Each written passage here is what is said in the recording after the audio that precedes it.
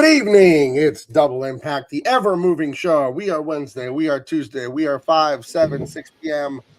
Nobody knows where to land. How are you guys doing? How you doing, Jay? Chilling. We are what we are, and we are where we are. And that's that. It is something, and I'm not complaining. You know, it's a privilege to come on here and talk to these awesome people and all that.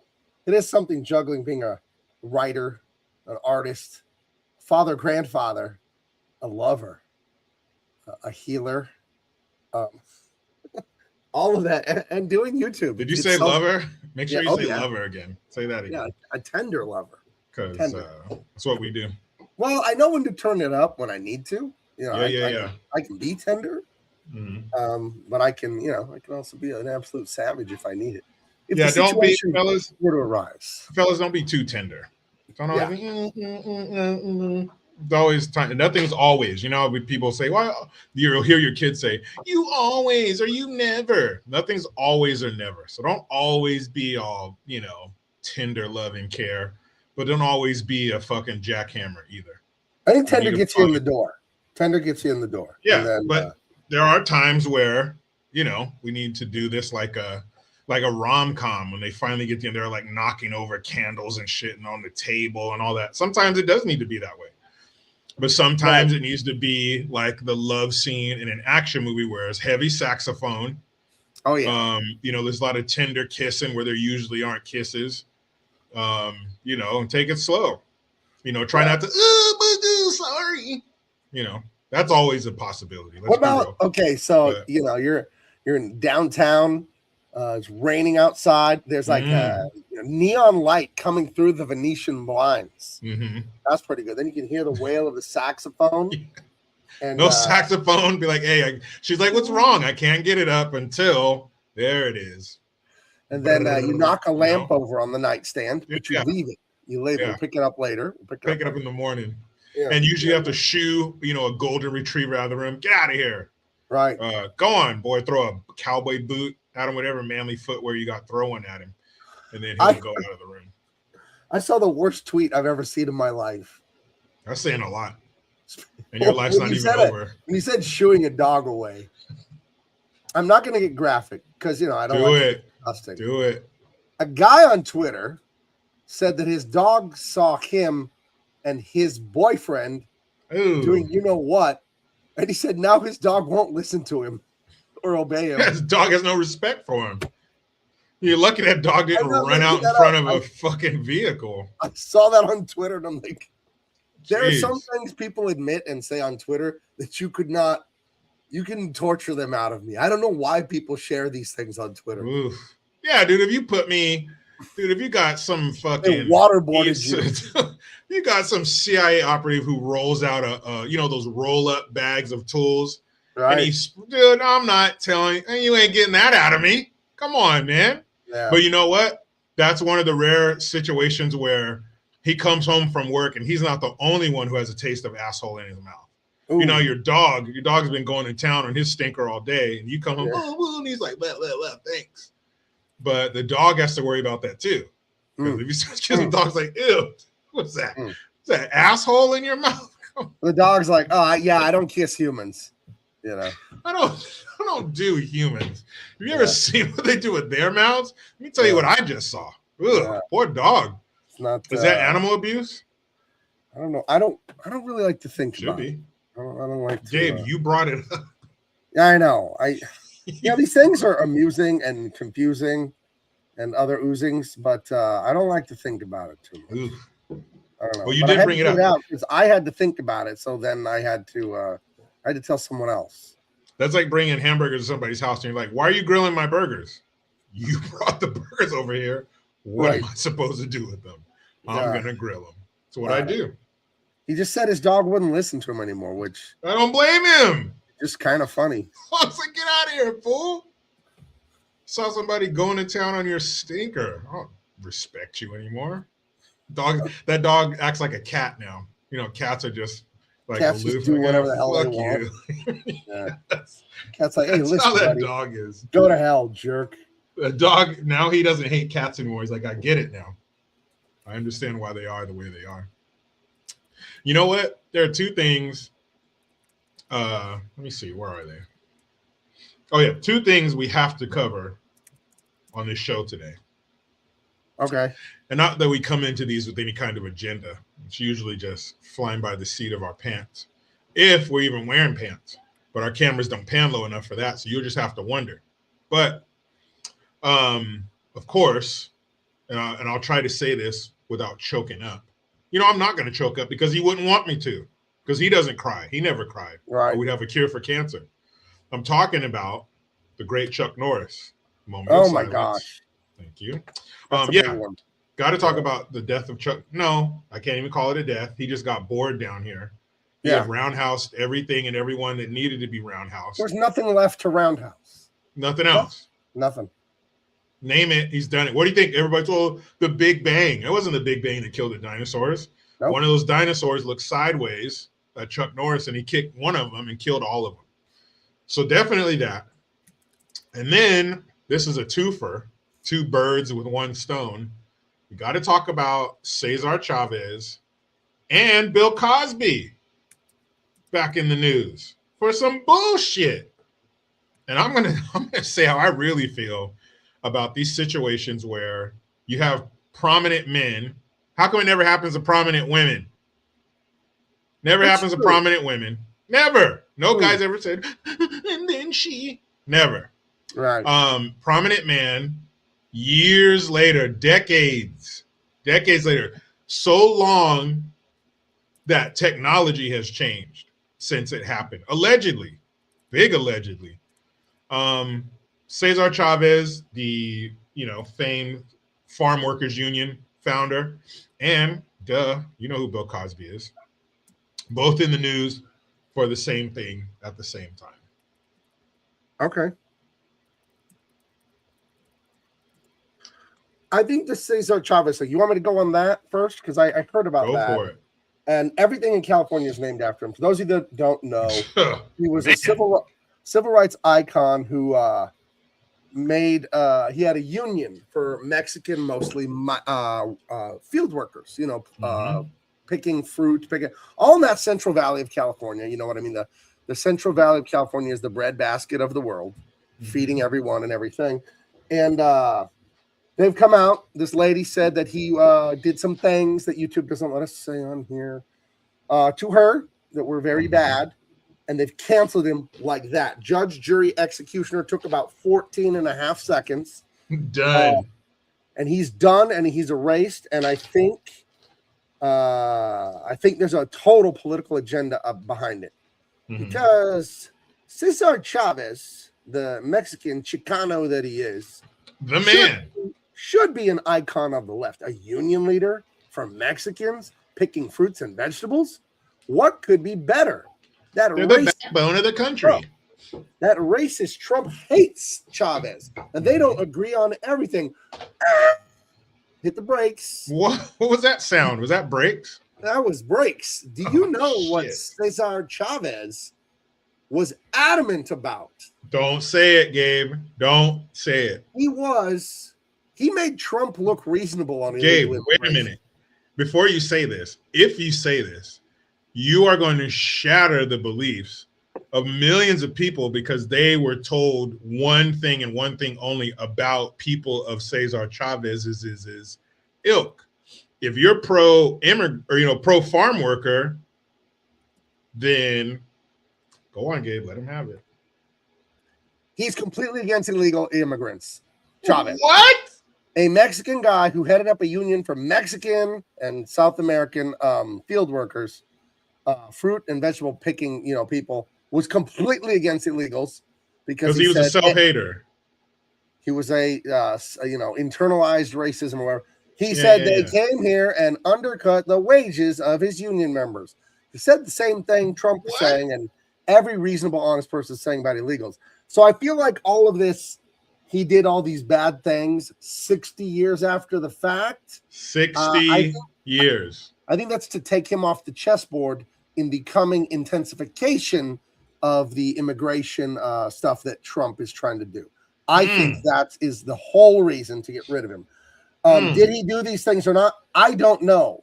But I know that the timing to take him out I mean, they've covered up statues of them. It's the most pathetic thing. It's ridiculous. Like murals or bags with like these yellow tie straps over them.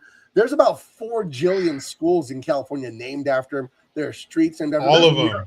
There's murals. We have Barrio Logan. Barrio Logan is the Mexican La Raza, the super Mexican neighborhood here in San Diego. It's right south of the convention center and the airport and all that. There's huge murals of Mexicans. There's famous Mexican restaurants on the weekends. There's like lowrider shows and, you know, people jerk like this. You know how they dance in the Mexican hey, fool, and they put their feet in an L shape? Hey, fool. Yeah. Hey, like what is La Raza? What does that mean? My Spanish is a little rusty. Oh, La Raza is a totally not bigoted phrase that means the race. You know, we're the race. But just where, you know, we like to dabble in hypotheticals sometimes. Sure. What if there was a white group of folks? Like people, wait, what do you mean by white? Like Europeans? Like white. Let's say Trump supporters. You mean like the white race? Oh, Gabe. That's a second fucked up thing you've said in the first 15 minutes of this podcast. Knock it off. All right. First, you're telling the truth and all this shit about Cesar Chavez. Now you said that. No more. So let's say there was a white group of people. Yeah. Same name. The race. Would that would that run into any speed bumps? Would they say it in English or would they also say it in Spanish? Would they say La Raza, but they meant the white race? I mean, white. Could they say English? La Raza Blanco es mejor. The white race is the best. Could they say that? No, but they could say. Brown people say that. Yeah. Well, Gabe, I'm gonna break this down to you. I'm gonna try not to make it like too heady. I'm gonna try not to get too heady. Please don't. Please don't. You just eventually just like going, nah.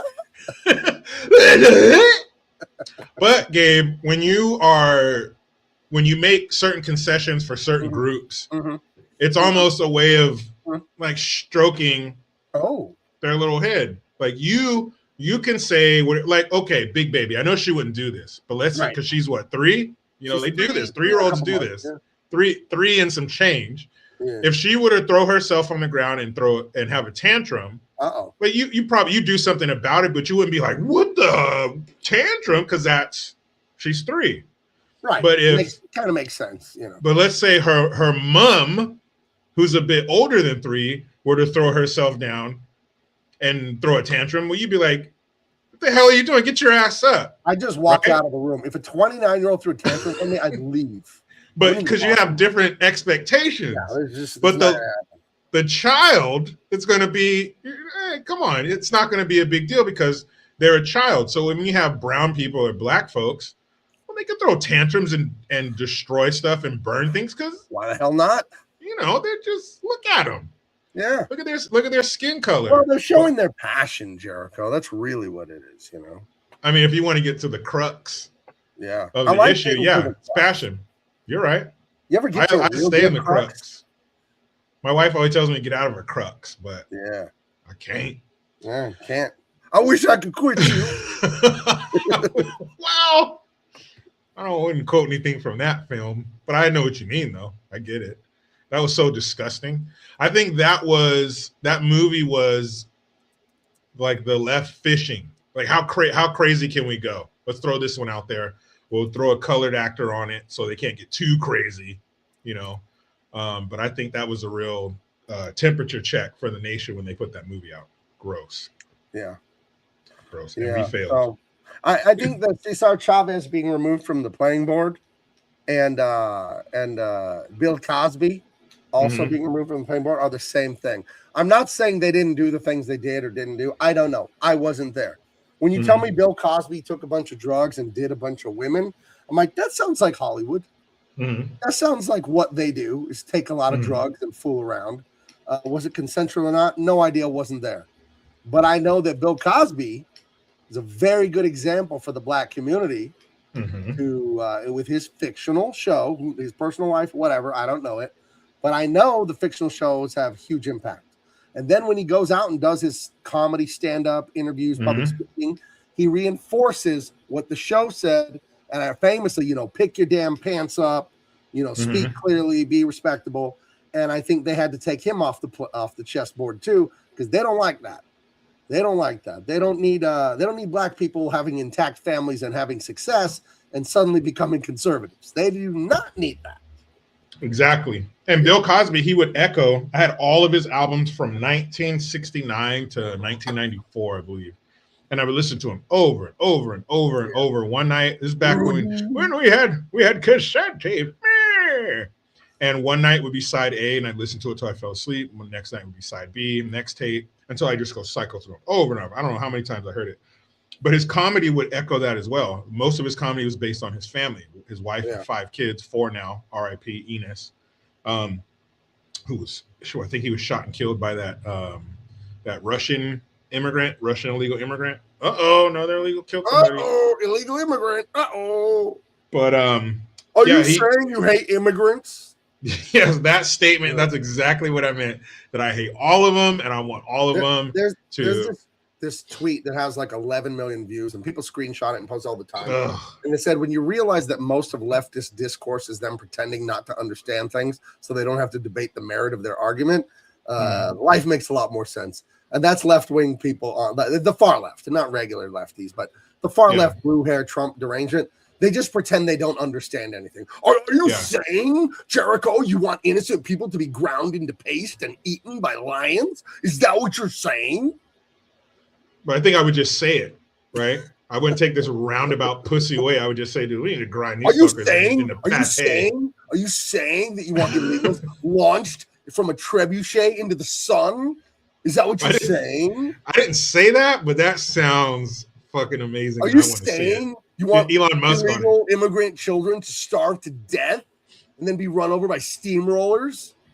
Is that what you're saying? Is that what you're saying? I don't know. I didn't say that. And the only thing to do when they do that is they just ignore them. I realized women, crazy women, not good women, crazy women and far leftists treat them like a 3-year-old. You know, a 3-year-old says crazy shit. You just laugh at it. Like, hey, that's Yesterday, I'm in the room with Big Baby, and she's jumping on the bed and playing, and she can feel her heartbeat. She's like, I can feel my heart. And then she goes, I have legs. And then she started like running. Those are both true statements too, by the way. She's so happy to have legs. But how is she more full of truth than a blue-haired adult? Right. How is that possible? Her short 3 years on this planet. Right. She gets it. But it's understand. I think if you just treat crazy broads that are going nuts and far leftists the same, like you're just amused. Like, I'm not taking this seriously. You're nuts. Or treat them like somebody you're closing the door on. Like, oh, yeah. No, hey, we got a no soliciting sign. Oh, we're not soliciting. Do you get that one? They come to your house with a solar panel. Oh, they won't just leave. Like, oh, I'm making dinner. Literally, they can smell dinner wafting through the doorway. Now we're about to sit down and have dinner. Oh, well, now I'm pissed because you disrespected me. I said I'm about to sit down and eat with my family, and you're trying to sell me some fucking, who's your pest controller? Not you now, you fucking idiot. Get out of here, you 20-year-old. You, so you'd leave. Yeah, and your fucking electric scooter. Get out of here, you piece of shit, before I call my dog up here. But you know what? I went to my son's class today because he was doing his presentation for his mission. You know, kids in California, I don't know if there's other states. You got to build a mission out of sugar cubes. Yeah, you got to build, you're assigned a mission, and you have to build a model and then do a presentation. Right, Gabe? Right. Wrong, Gabe. What? Now kids don't do models anymore. He just did a report. I'm like, what? I'm expecting to build, like you said, sugar cubes, cardboard. Me and my mom, I had the Santa Cruz mission. We cut out cardboard. We had a little front yard, a farm in the back with little animals we glued. Man, we went hard in the paint. My mom still has that thing from 1989 in her attic, but they don't do that anymore. They just do a report. So my son's up there and they got it on the projector and all these slides and stuff. And he has his friend standing up there holding pictures, and he's changing the pictures as he changes, the slides change. And number one, I was pissed about that. I was like, you're missing a whole part of them building it and learning more about it, the way it was built, spending time with their parents, building it together. Like they just fucked that whole part of it off. But then I was listening to what he was saying, and it was a lot of converting the Mashwa people to Catholicism, and the indigenous people's day was filled with labor, and there was some sickness sometimes, and converting to Catholicism and the indigenous people, just a lot of fucking doom and gloom. And then at the end, it updates, you know, what Santa Barbara's up to nowadays. And it was like Santa Barbara is heavily reliant on tourism due to the high cost of the housing. I was like, dude, what the fuck is this? It was just all indigenous people got converted and they had to work a lot. So now tonight, or maybe not tonight, but at some point, I'm gonna do some damage control on all the bullshit that he learned about. Yes, that was true, but these are fourth graders. Can we focus on a little more positive things about the missions and not converting them to Catholicism and working them to death? It was just fucking, I was off put by that. And again, not building the model. What the fuck? Well, building a model is male coded. Education is completely feminized. Everything masculine is wrong, you know, so. Do your kids even really have recess anymore? And if so, are they allowed to do anything slightly dangerous? Well, you know? They do have recess. I'll tell you this, on Halloween, they're not allowed to have masks or anything bloody or anything violent. Why would you have a mask on Halloween? No, I think it's like the one day you can bust that bad boy out and not be called a weirdo, right? What the fuck? Dude, I remember seeing pictures from when we were in elementary school. Remember, everybody would come outside and get in a huge circle and do the parade around and show their costumes and shit. But in the picture, 98% of the kids had a mask on, that cheap-ass plastic fishing line. Sharp on the sides of your face. It was not built for comfort. Rubber band, and it would snap. The rubber band would just break. And then what would happen? Most of the kids would have that shit up over their head because it was too damn hot. But everybody had a mask, or the boys had a sword or a fake gun. You're not creating mass murderers by letting these little boys have some blood on their mask or a werewolf. They're little boys. That's what they want. Little boys for Halloween from the age of like 6 to 12. Violent, wolf, vampire, dragon, gun, sword, ninja. That's what the fuck they want. So when did they stop that? Man, every year, I'm like, man, my son has to get like 2 costumes, some bitch shit he can wear to school, and then his real costume afterwards when we go trick-or-treating. Like last year, he was a psycho bunny that had like sharp teeth and a chainsaw. I was like, man, that's I never had anything that fucking cool. Little $20 chainsaw, and you push the little plastic when you push the button, like revs up and shit. Man, they're trying to turn our boys into a bunch of fucking pussies, man. You're trying? They're trying. Well, I'm fighting. They're not turning my kid into no pussy. We were just boxing yesterday. Fuck that. But they're trying. All it takes is one parent to fall asleep at the wheel. That's all it takes. Usually dad. If you're asleep at the wheel, they'll get mom. Most moms are, not all, my mom wasn't down for that bullshit. My mom I think she was born with a fucking elephant pin on her lapel. My mom never played that bullshit. 10 years in the Army, the whole 9. But most women, I would say, are susceptible to that bullshit. You tie it into feelings. Oh, I feel bad. If you get a woman and feel bad, you're in there. You're in there like swimwear. And all it takes is dad to fucking doze off, and they got him. Stay vigilant, pops. Stay vigilant. Because they're trying to turn you into one of those guys that the dog doesn't respect anymore. Ooh, that guy, he got it from both ends, man. Oh, come on. Like one end isn't bad enough. You got it from, the one, and then the dog had zero respect for him. Which was just hilarious to me. So, dude, that is so disgusting. But yeah, man, I was like, what's all this doom and gloom shit? I don't remember learning anything like that about the Santa Cruz mission. Yeah, I like giving a good speech or a good report in class. Yeah. I remember in college I was taking a biology class and we had to pick an animal and just tell everything about it. So I picked the bald eagle. Of course, because you're a young man. And I was a web designer for my university the last year of college because I made my own website as an artist. And then one of my art professors, he did all the web design and stuff for the college. So he let me take a class with him when I was a senior, and I learned how to do CSS and HTML and all the web design and all the coding. So I made my website about eagles and put it up. I didn't bring like a report on a thumb drive or anything like that. I didn't bring a laptop or anything because I was going to log in on the class computer on the overhead and then give my speech on bald eagles. And there was no internet connection on the class computer. Son of a bitch. And I had nothing with me, no paper, no printout, no nothing. It was all on this website that I had made. And guess what? I remembered all the shit about Helateus leucocephalus. That's the scientific name for the bald eagle. It means a white-headed water bird. They live near water, high in trees, and they like to hunt for fish is the main component of their diet. And, there's bald eagles up here where I live. Yeah, all kinds of stuff about Helateus leucocephalus. And I had to give that report off the dome. Oh yeah, here's some American shit for you. I'm sure you've seen that meme where the bald eagle's walking on the beach and somebody put cartoon arms on it with the 2 machine guns and shit. And it looks like the eagle's shooting them. Well, near where the outdoor shooting range is, about probably a couple hundred yards, maybe a quarter mile from the turnoff where you go to the range, is a huge tree, and there's a bald eagle nest in it. I was like, boy, those bald eagles are fucking American. They got their damn nest near a shooting range. But giant nests, giant birds. We have bald eagles and golden eagles up here. And I've seen them swoop down and snatch something out of the water. It's amazing.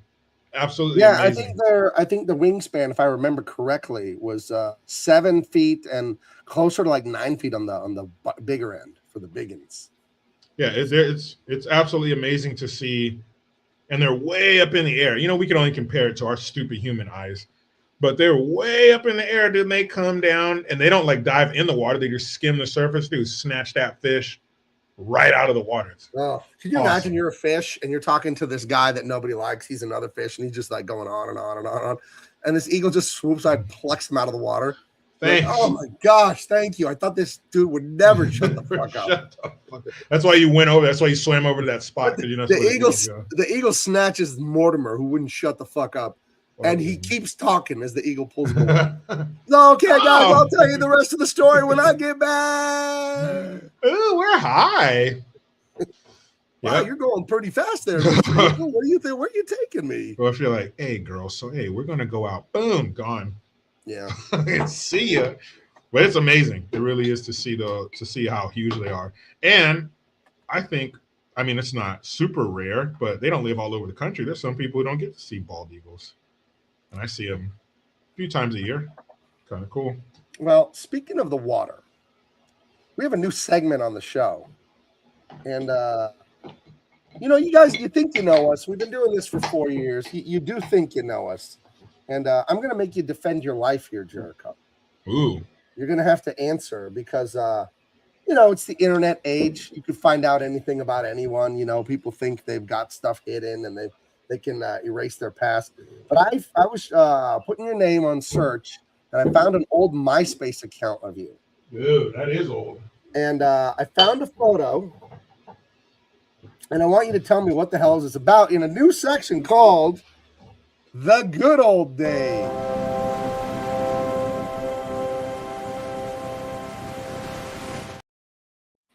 Jericho Green, what is your explanation for this photo? Oh man, that was summer 2000 right there. That's a pretty good picture on your board there. That's a pretty good picture. Yeah, man, that was Maui. I had just gotten that tooth. I ripped the tooth out of the shark's mouth. Oh wow! With my bare hands. Wow. That's another story in itself. But yeah, man, that was a long time ago. Young, wild, free, Hawaii. Yeah. Lots of pineapple, lots of tasty waves, dude. Tasty waves, bro. That was a lifetime ago, dude. Okay, so you were looks like you're a shortboard guy, not a longboard guy, huh? No, I had the longboard somewhere else. Ew. Oh. But yeah, man, that was I'm Jericho Green now, but I was Jericho. Jericho? Yeah, dude. Okay. And you see that? Hey, I take UV ray safety seriously, and you guys do too. The bridge of his nose and to the edges of his cheeks, 0 wrinkles. No skin cancer, right? Just that strip. Everything else is fucked up, but this right here is fucking youthful. Primo real estate. Primo. So yeah, man, this is a lifetime ago. Now I heard you had a mentor who was like a crazy daredevil. Yeah, he would jump out of airplanes without a parachute, and he got in trouble with the law. I think he robbed a bank once, you said, and he was a big time surfer. And he's the one that introduced you into surfing. Do you have any particular memories of what this guy was like? Any life advice he gave you? I forgot his name. I think it was Patrick something. You told me once. Patrick Peaceways. Peaceways is what we called him. But I remember, it's funny, one of the last things he said to me right before he took the giant wave. Right. None the miser. Come on, man. Get that off the internet. Don't even fuck around like that. The feds are watching. Like it was yesterday, man. The waves are crashing. The gulls are gulling. And he looked at me and he said, "That's what they do." That's really all they do. They're kind of a one-trick pony. But he looked at me, and over the crash of the waves, he said, "Jericho." And I was like, "Yeah." And he goes, "Vaya con Dios." Wow. Like, fuck, man. And then he kind of just took the wave, man, and that was it. He took the wave, and then the wave took him. They took each other. That's the way I like to remember him. In a loving. But yeah, man, he was, and he could dance his ass off too. Really? He could dance his ass. Yeah, man. And remember, we were in college. I met him in college in a pottery class. Really? Oh, was that the guy that showed you how to throw pots? He came up behind you. You said it was a little weird, but he really did show you how to throw the pots. You know how guys do it sometimes. Sometimes you'll fight and then you become best friends. Right. So when he came up behind me and did that, I promptly turned around and knocked him smooth the fuck out. But then I kind of helped him up, and he was like, "Dude, I was just trying to help your form, dude." And I was like, "Dude, I know you, dude." And then, yeah, you surf, blah, blah, and all that. And that's how we kind of became friends. But it started off very tumultuous. Yeah, the one time I talked to him, he said that it was hard to get you to relax when he was behind you. But once you relaxed, he was able to get it all done. That's what he told me about. That's not true. That's just the internet, because he wasn't behind me long enough to make anything change. Okay. Yeah. Let's get that. Because you have those pots in your house. They're beautiful. It feels like you were like really intensely passionate when you made those. I was. Yeah. I was very passionate. One of them, I tried to like make a dick holder. Oh wow. But it didn't really work out. I remember in high school, people would make bongs in the ceramic class. Oh, guaranteed. And the teacher would catch them. The teacher would catch them and just break them. It was almost, you would think it was part of the curriculum. So many people made pipes. But we had a teacher, Mr. Capetti. Hey, Mr. Capetti's over here. Mr. Capetti was very chill, spent a lot of time in his office with his feet up on the desk. So the pipes were flying. Vibing, man. Dude. And then what was his Mr. Behringer? He was the wood shop teacher, and Mr. Capetti and Mr. Behringer's classes had a joining little hallway. Okay. So they'd always be kicking it and shit, bullshitting. And so one of our projects was a gumball machine. And you'd glue the lid into the top of the gumball machine, then you fill the mason jar with gumballs, turn it over, screw it into the top, and then boop, boop, you got your fucking gumballs. But dudes were drilling an extra hole so you could turn your gumball into a bong. So there were a lot of gumball bongs roaming around North Monterey County High School. I remember I took a t-shirt making class junior year, and the teacher was gone one day, and there was some snafu with the administration, and there was no sub. Damn. A few of the boys made some very naughty shirts, and then got caught like 2 days later. Idiots. They were idiots. Do you remember when you were a kid in school, like if some shit like that happened, like no sub or something, like it was such a big deal? But if you're an adult, it ain't shit. Like we'll get somebody in there in a minute. But kids are like, because the routine is broken. There's no adult here to guide us. We're fucking, What is that when there's a substitute teacher that everyone knows it's just going to be a complete fuck off? The teacher knows it. The sub, the kids know. Everybody knows it's just going to be a total waste of day. Kids throwing shit, misbehaving. I wonder what that is. Because they're not going to be there. It's temporary. They're going to be gone. They can bust you that day. They can't follow up, but they can bust your ass. Exactly. What are they going to write? A scathing note with some kids' names in it? Like, you know, that's it. That's all they can do. No, I mean, I guess they could give you a detention, but they're fucking sub. They're not going to be here, so fuck them.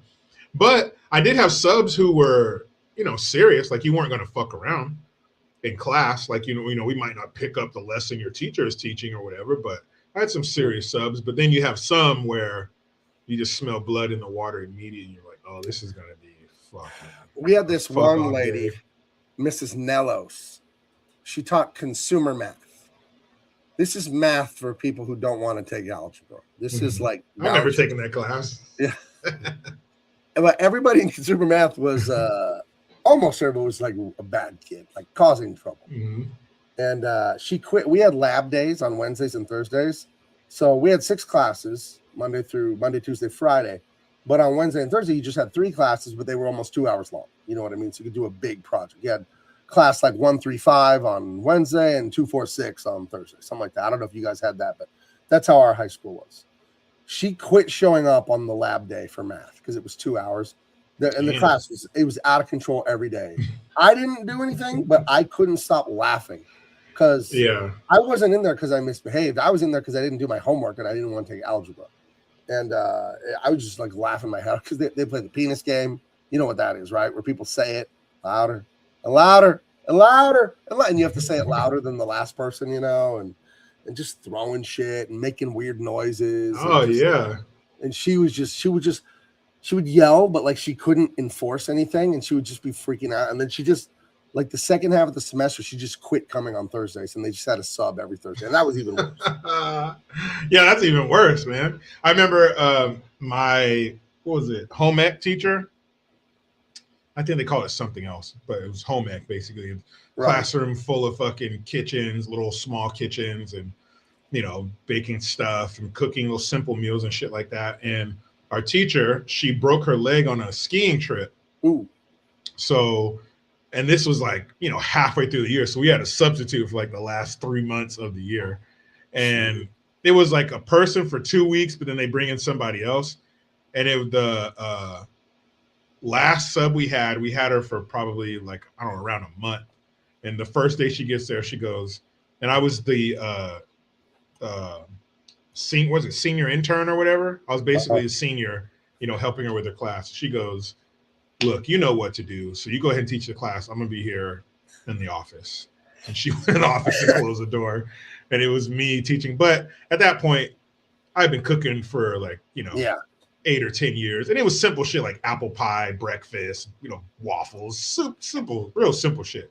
So I taught the class pretty easy. But because I was a senior, there was a lot of fucking around going on. So when I graded the class, I was in charge of giving the final grade for the class. Wow. And so I graded all the papers based on how cool the kids were with me. Okay. And we have a photo from that. You were a little old for a high school senior with the full beard and everything. But, I got shoulder tapped a lot to buy tobacco and alcohol. Yeah. Wow. But a very lucrative business, if I must say. We're able to get a photo of that, you know. So well, this is right after home ec. This is when I got a scholarship to an Italian culinary school. Oh, you got a scholarship to the Olive Garden University, right? No, that's not cool. It was you're here, your family, bro. It was the Pastamania scholarship program. It was called the Pastamania Pasta Program. It was called the Little Pasta Maniacs. I remember. Yeah. You had to take that shit serious. Yeah. Like don't think, oh yeah, Hulk Hogan, no, he don't know shit about Italian food. Nah, man.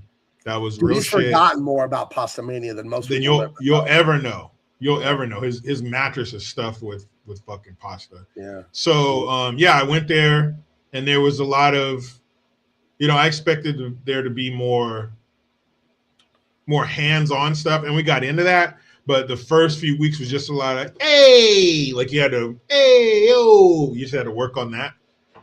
And then once you got that, then you got into the culinary end of things. Now, I heard you had a lot of trouble with the little hand purse at first. At first, yeah. Now. At first, but then was it the wrist or was it the fingers or what bothered you? It was getting like this finger, you know, like if you try to put down certain fingers, you know, one will come down with it like that. Right. Yeah. So I was more doing like this, and then because what they do, let me give you guys some inside baseball. Don't tell anybody. But at the Pasta Maniac pasta program, they pair you up with a little Nona. It's this little short Italian lady. She's wearing a muumuu, no bra, bingo arms, but she knows her shit. And so when you're trying to do this, she's like, yeah, boop, ba bop. And if you don't get it, she comes after you with a rolling pin. So after she did that the first time, then I just started training at night while the other kids are fucking around. Hey, drinking candy and all over there. I was in my dorm training, a little montagey. I think I could hear some rock music in the back. Right. But by the end of the song, and then I started teaching other kids how to do it. Oh. So then we got into another montage. You can't hear me talking, but I'm like going like this, and I'm like, hey, in the back of their head, and I'm like, and then by the end of the song, the whole class, it's like this. And then when you finished the Pastamania University, that's when you met P. Sways, and then you took up surfing too. Yeah, and then it just one day we were in I think Napoli, something like that, near the beach. Yeah. And I'm like, hey, dude. And then we kind of linked back up, and then, we started planning. A big bowl of pasta after, a 2-hour surf sesh, dude. Or before. I mean, come on, let's get a cramp. Go up if you're out there. That's how you get a place in line. You chum the water, and everybody's like, oh, dude. And they get out of the way. But yeah, I like to do a big bowl of pasta before I do all physical activity. Yeah. No, it's great. Before you make love, before you move furniture, it's great to just fill your belly with pasta. Anything where you're going to be bending over, like if you're moving and you're picking stuff up a lot, you want to have a full gullet. Yeah, just so tomato sauce and garlic bread and noodles up to here. Hey, and every great moving company knows if you don't have stomach acid burning the back of your throat when you bend over to pick something up, you ain't doing it right. Yeah, no, you should have like a caraway seed right in your bicuspid there when you're on top of your old lady, Yeah, and you're burping up fucking Stromboli burps in her face. I mean, you said you love me. Yeah. But that was, man, that was the surfing life. When you get to our age, our mid-40s, you've lived a couple lives. Yeah. You've been around enough to spend 10 years here, maybe 10 years there, 5 years here. So you spread around. But that was the culinary leg of this journey we call life.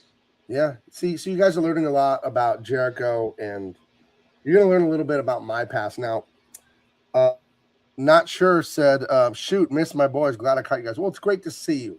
Are you Secretary Carter. Not Sure? I think he might be Secretary Not Sure with a different name there.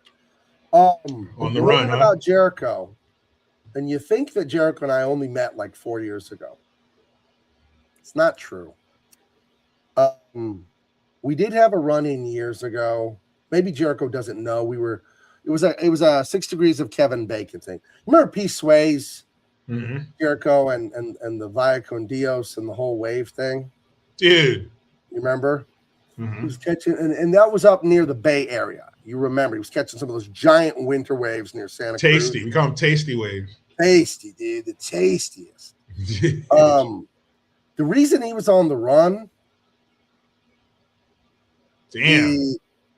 I was on assignment, and I didn't know this. He'd hit a couple Wells Fargos up there, and I had to bring him in. You got I didn't want to bring him in because what you don't know, P. Sways, he used to date my cousin Allison, long time ago. Son of a bitch. And he's at the carne asada. He's at all the family parties. Yeah, I bet he was in that carne asada. I bet he was deep in the carne asada. So, what happened when your captain told you that you had to have a partner? I said I work alone and I don't play by the rules, And you can imagine what he told me, right? So you got 24 hours, right? So I had to. I said, let me bring him in, Sarge. It's my cousin's boyfriend. I know the guy. I know his habits. I know what he thinks. You're too close. You're too close to the case. No, let me bring him in.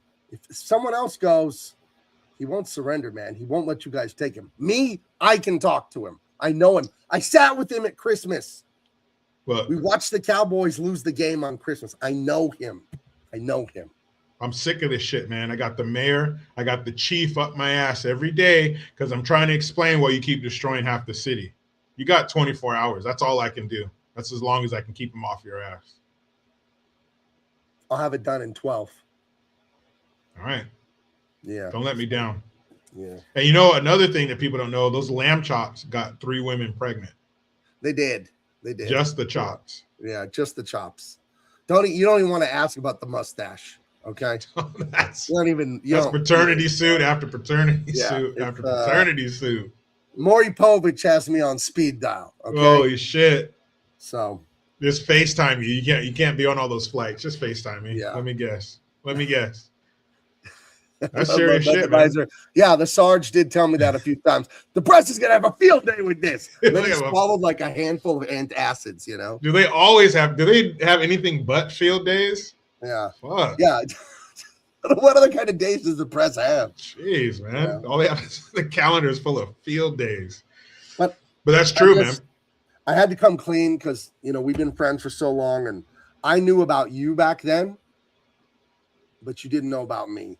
And, you know, I'm the one that, you know, I chased him until he went out in those waves, and he never came back. And I've always had to carry that, man. I've always, you know, there'll be times that I'll be laying there at night and like, you know, if I just reached out in a different way, or, you know, if I could have just convinced him that I was on his side and I wanted the best. It's not your fault. It's not your fault. Nothing you can do. But I'm sure you have surveillance tapes and audio, and you had his phone's bugged. When he was referring to large cock, that was me. I want to come clean about that. Was that you? Was that you? That was me. When he was like, dude, what's up, large cock? Right. Okay. Yeah, because I had bugged that VW minibus that you guys were driving.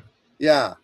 Because when he was at the carne asada, when he was at the barbecue, I went out to go get some more ice while he was in the backyard with my cousin, and I put the bugs in the van. And we know, Sarge, we had that board of all the red string and the photos, and for large cock, we just had a big question mark. Yeah, and then the string going to large cock's picture was like thick though. It was thicker than the little. It was yarn. It wasn't a string. It was actual yarn. It was substantial. Yeah. That was me. I wanted to come clean about that. Okay. I didn't want.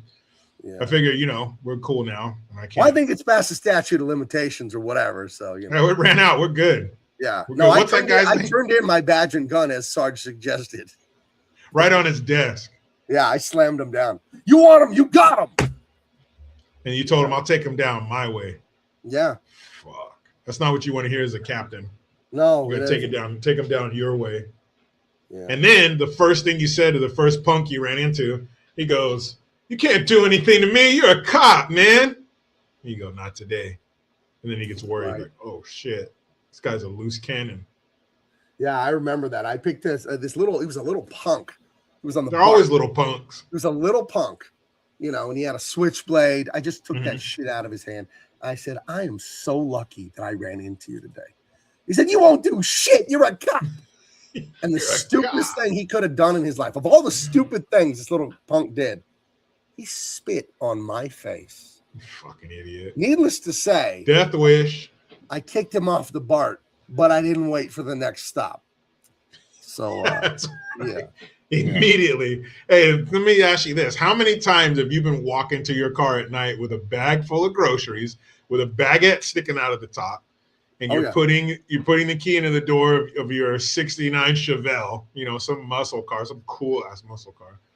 And then you hear, hey man, nice car from behind you. How many times that happened? You know, today, a couple already. And he turned around, it's a bunch of street toughs. Yeah. Street toughs with like bandanas on their calves and foreheads. Yeah. Hey, sweet car, man. And then you put your groceries down and your jacket comes up and they see your gun. Oh, he's a cop. Nah, take it off. And you take your badge off and your gun, you sit it in there. Because it's a convertible. You sit it in there on the seat of your car. Like, hey, come take it. Oh, this is going to be easy. Kick his ass, Sticks. And that's what the tough guy of their group you know, he's supposed to be the badass. That's when he steps up. Yeah. Drop his ass. Yeah, I did that. The old kick through the knee. I just envisioned my heel about a foot behind their knee as I pushed it through. Yeah, he screams that I broke his leg, you fucking pig. You broke my fucking leg, man. Yeah. So and then it's like, yeah, well, who's next? I told you, boys. I just wanted to go home. Yeah, you can't beat me, cop. I'll take him on. Right. You broke my fucking nose, man. Yeah, those are some heady days, man, in the Bay Area. It's really changed, you know? And then you're putting your badge and your gun back in your holster, and you're grabbing your grocery bag, and you hear, woo, behind you. All right. Put your hands where I can. Oh, it's you, Gabe. I should have known it was you. Then they holster their gun.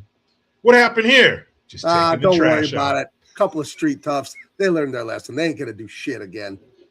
This just guy's taking the trash out for 9 fucking months. This guy over here, Captain Ahab with the fucking peg leg. Yeah, because I kicked his balls up into his armpits. He's not going to give you any trouble. Yeah, you don't got to worry about it.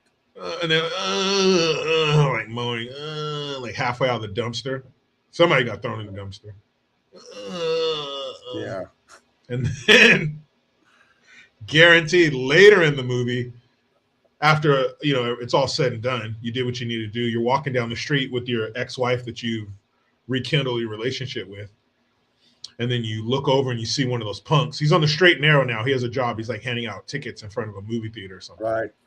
And then he sees you and just takes off running. Who's that? Somebody I used to know. Just an old friend. That's what I tell him. That's just an old friend. Myself, he's running pretty good for a guy that sustained a major knee injury. He's running pretty good for someone whose testicles are up near his fucking shoulder blades. Yeah. Nice. The real problem was juggling Cindy with Shelly. Because, the wife, she's separated. She's not talking to me forever. Mm-hmm. And then, moved on. Hey, why don't you fucking pick your kids up every once in a while, huh? Oh, yeah, you got to crawl up my ass now, bitch. You didn't care about these kids when I was living in the same damn roof as the three of you.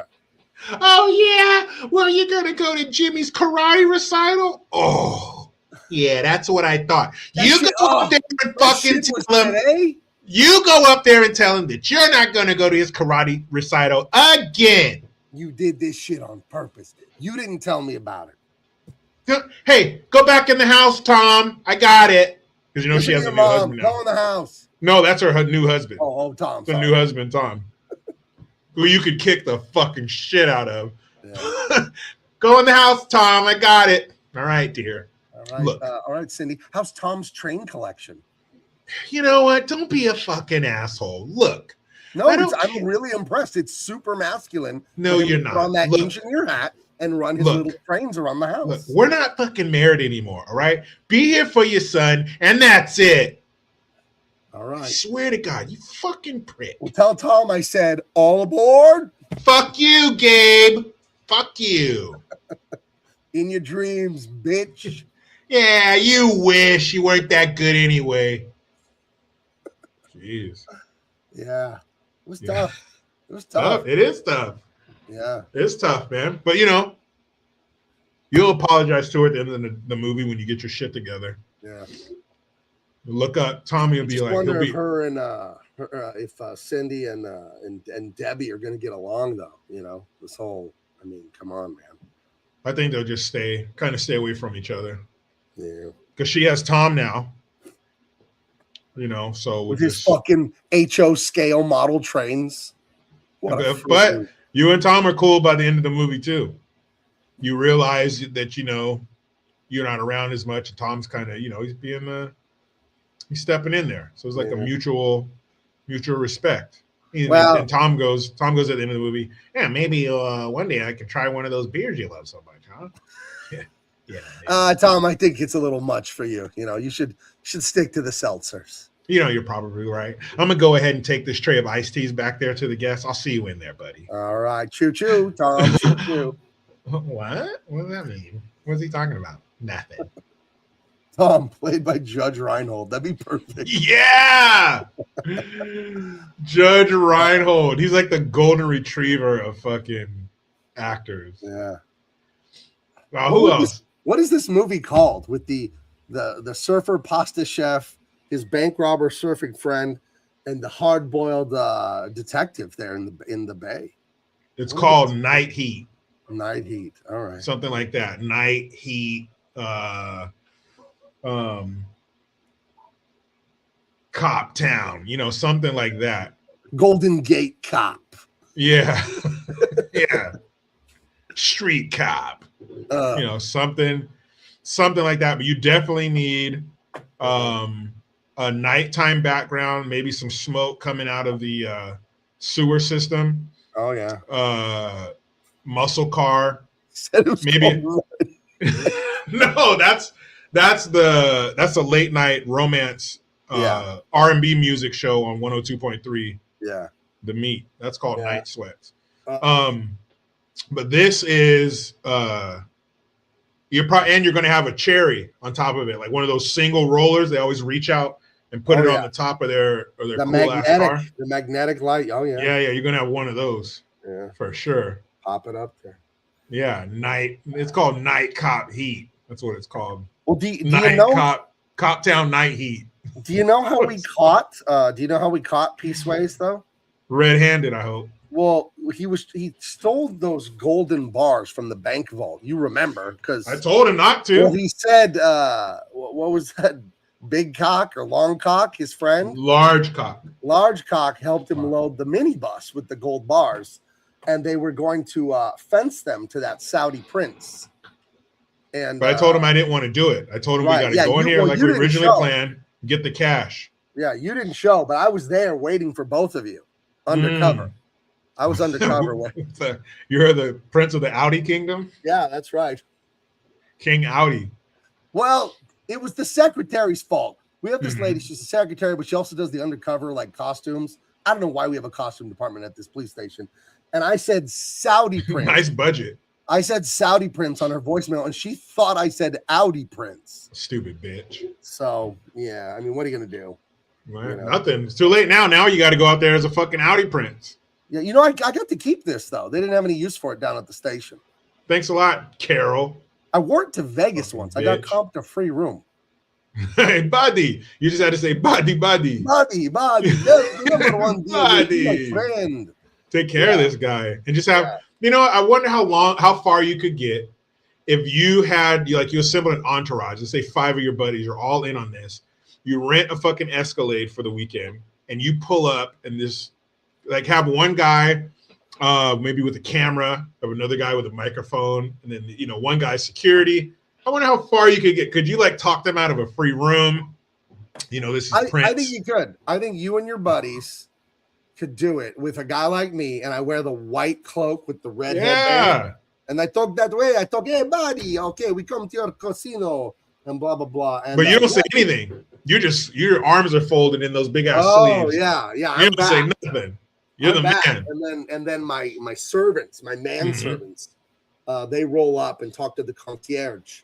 Could you imagine? Yeah, dude. We'll comp you a couple nights here. Only the best. You guys end up walking into the Win. That's the fanciest one that we do in Vegas. We get a Uber Black, like you get a Uber, Escalade or a Uber BMW. Uber African American, but go on. Okay, an Uber African American. Thank you. You get an Uber Black, the most expensive, or you can rent exotic cars in Vegas. Maybe you do a little rental, a little limo rental, and then you just you have your guys, and even just get a red carpet, roll it out, and all of that, and then people be snapping pictures.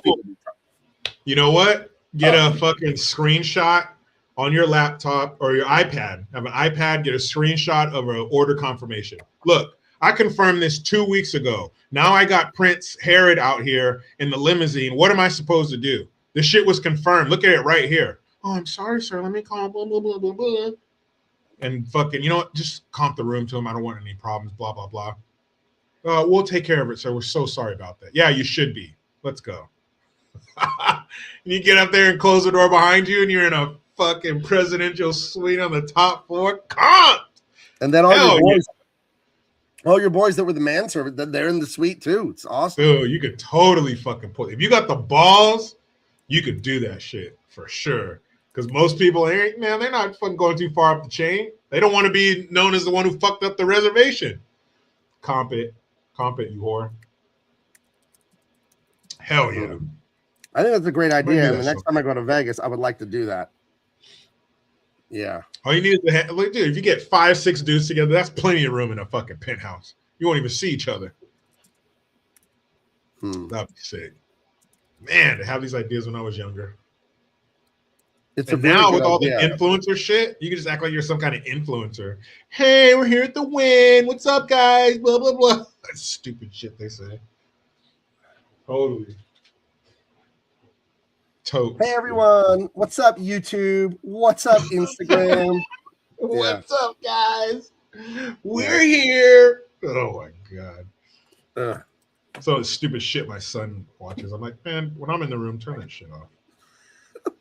That whole like Mr. Beast and all that shit, I don't understand that stuff at all. We're gonna give you $500,000 and we can bury you alive for 24 hours. That was a real one. But the thing is, you don't know when the 24 hours is up. You don't have a clock. So if you come out early, you don't get anything. But if you stand there past 24 hours, you get $500,000. So you have to sit down there buried alive and think and hope that it's been 24 hours when you come out. But I will say this. He watches things that help him do other things.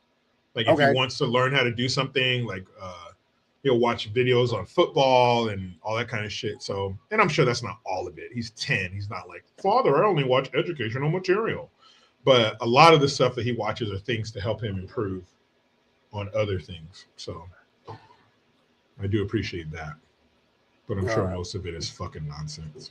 Yeah, I think most of the stuff on the internet is just a bunch of slop. I found the poster for our old movie. Yeah. Dude. Is this a comedy or an action? And it's action comedy for sure.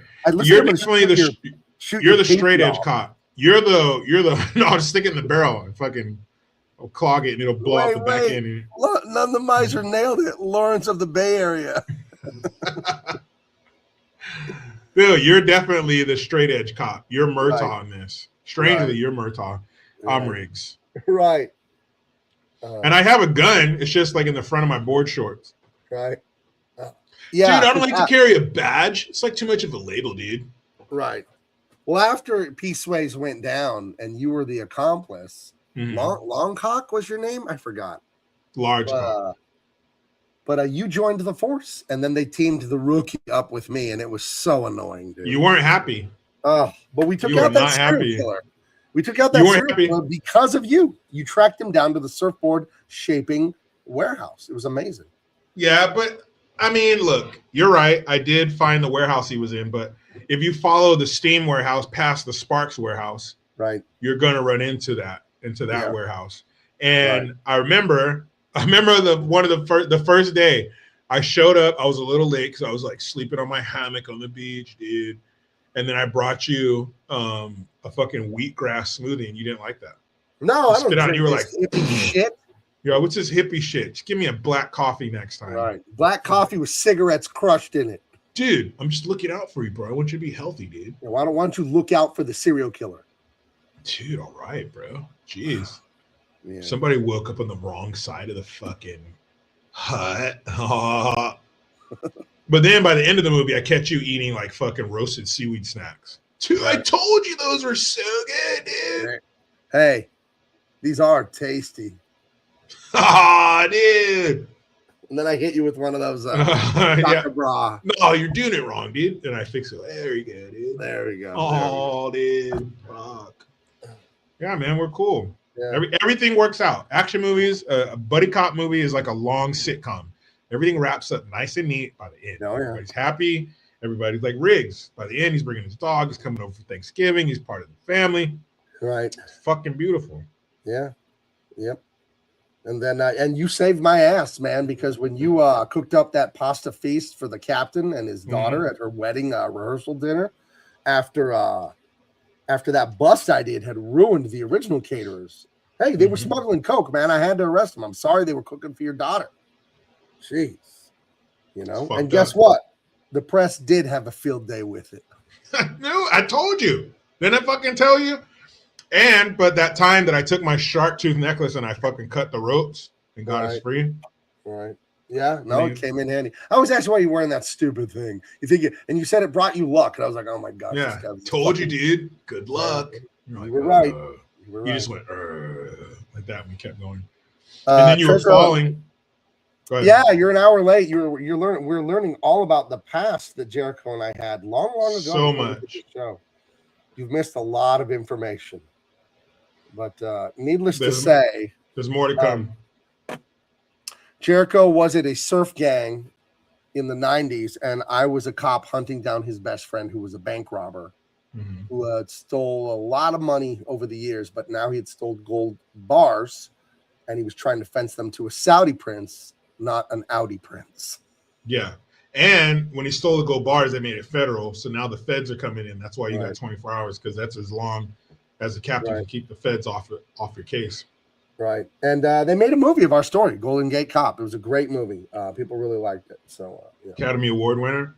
Yeah. Even though it was just, limited run in art houses, but we cleaned up at the awards ceremony. So. And then it became like a DVD cult classic. So Right. Yeah. So it kind of had a second life. We actually got to play ourselves, but for the lovemaking scenes, we had to have body doubles because we're both married. So couldn't do that. Awkward. Yeah. Imagine sitting next to your wife at a movie premiere and you fucking have some not even a love scene. What if it's like a deep kiss? Yeah, you just tongue deep in some other lady's face. And your wife's right there sharing a bucket of popcorn with you. Nope. And your head is 37 feet tall, just eating this other lady's face. Huge. And the only thing that would be worse than that is if it was your wife in that movie in a love scene, tonguing down some fuck. Oh, there's no way in hell. Dude, fuck all that. Fuck, don't even try to tell me, it's just a scene. It's not even like that. Bullshit. This is biology. Your stupid movie and your stupid script. Cut. That's not going to touch biology. And biology says when someone that looks like you and smells like that presses their body against me and sticks their tongue in my mouth, some blood is going downstairs. Get the fuck out of here. I don't see how anybody is okay with that. I don't know how married actors do stuff like that. And weird. It is weird. I wouldn't. There's no fucking way. Yeah. Oh, well, in the scene, there's a bunch of people in the room. So it's not like, look, I don't give a fuck who's in the room. What I see is him grinding his crotch against yours. And that's a problem. Giving her the old heave-ho, and it doesn't matter if there's arc lights. What I see is you guys sticking your tongues in each other's. That's what I fucking see. Yeah, you ain't kissed me like that since college. What the hell? No, you only kiss me like that when you're drunk. Hell no. That reminded me of the old saying, you want to have your cake and eat it too. Mm-hmm. I love the Italian version of that. Is you want your wife drunk but your bottle of wine full. Perfect. Yeah, and the saying doesn't go. You've been married, what, like 17, 18 years, something like that? Yeah. You take the wife out, nice little dinner, feed her a few mojitos or something like that. All of a sudden, it's like, hey, what's happening? Yeah, you turn that freak meter up a little bit. Like the freak knob, it goes up like 2 or 3 notches, not too much. Right. Nothing's going to have you hopping out of bed, turning the lights on. Right. But, hey, you know what I mean? Yeah, turn that up 1 or 2 degrees. That's fine. Yeah, but the saying does not go, have your cake and have somebody else eat it too. That's not how it goes. I didn't understand that saying when I was a little kid, because it was like, you want to have your cake and eat it too. And in my head, when I was very little, having cake meant eating it. So in my head, I thought, you want to eat your cake and eat it too. I was like, that's a weird saying. But now I understand it's, you still want to possess your fully uneaten cake, have it, and eat it.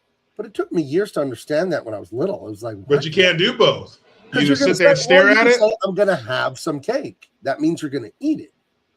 So if you want to have your cake and eat it too, you want to eat your cake and eat it too. That's what I thought when I was like 7. I was like, what the fuck is this saying mean? I hope that was your real thought when you were 7. What the fuck does this? Right. I took a big drag off a Marlboro 100.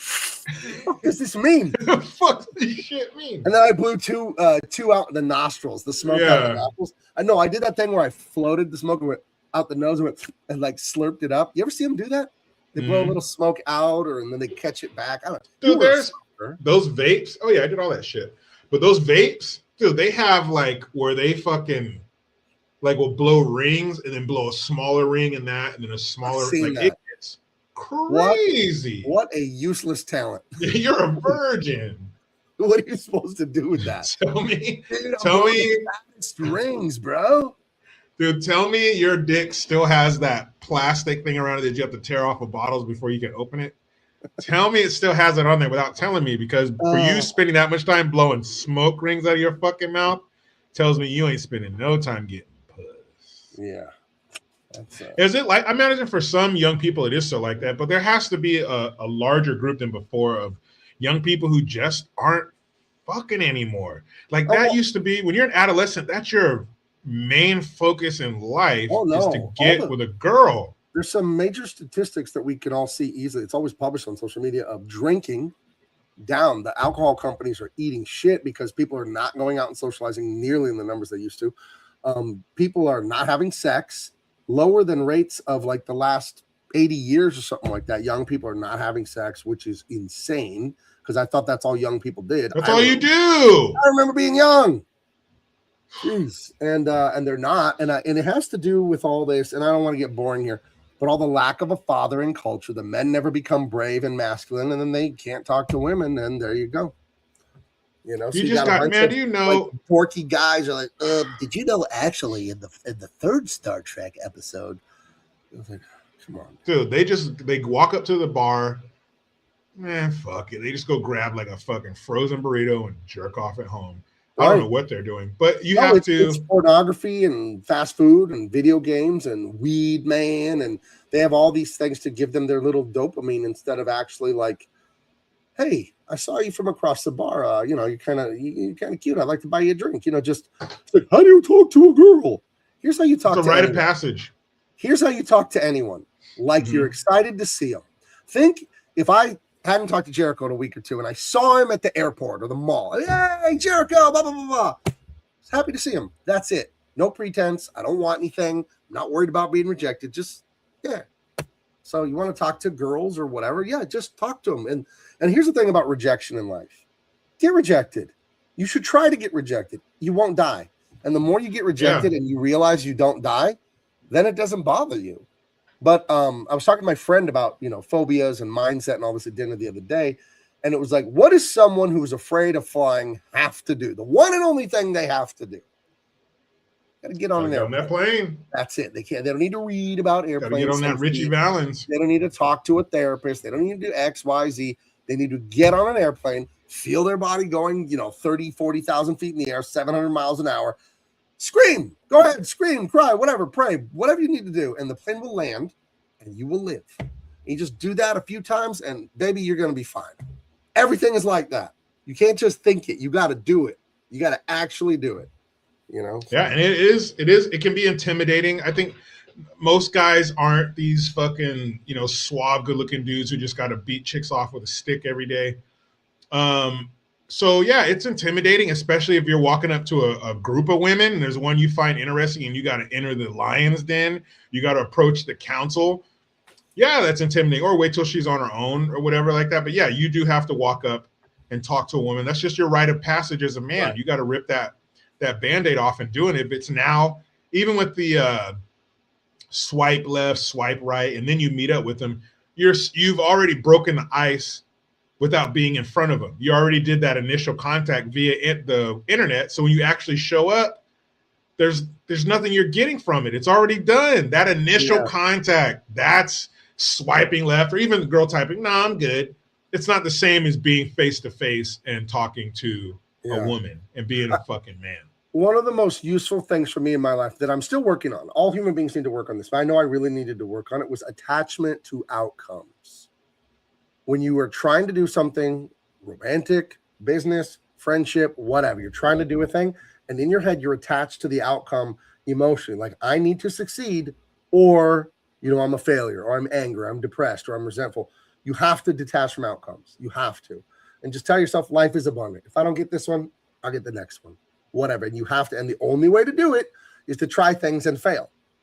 You're not going to grow from winning, actually. You actually do want failures in life. You do want to fail and get back up, and fail and get back up, because it's just like weightlifting. You only gain the muscle when it hurts, when it sucks to do. You only gain the mental strength when it sucks, when you do get rejected, and, a girl brushes you off and laughs at you, and you don't die.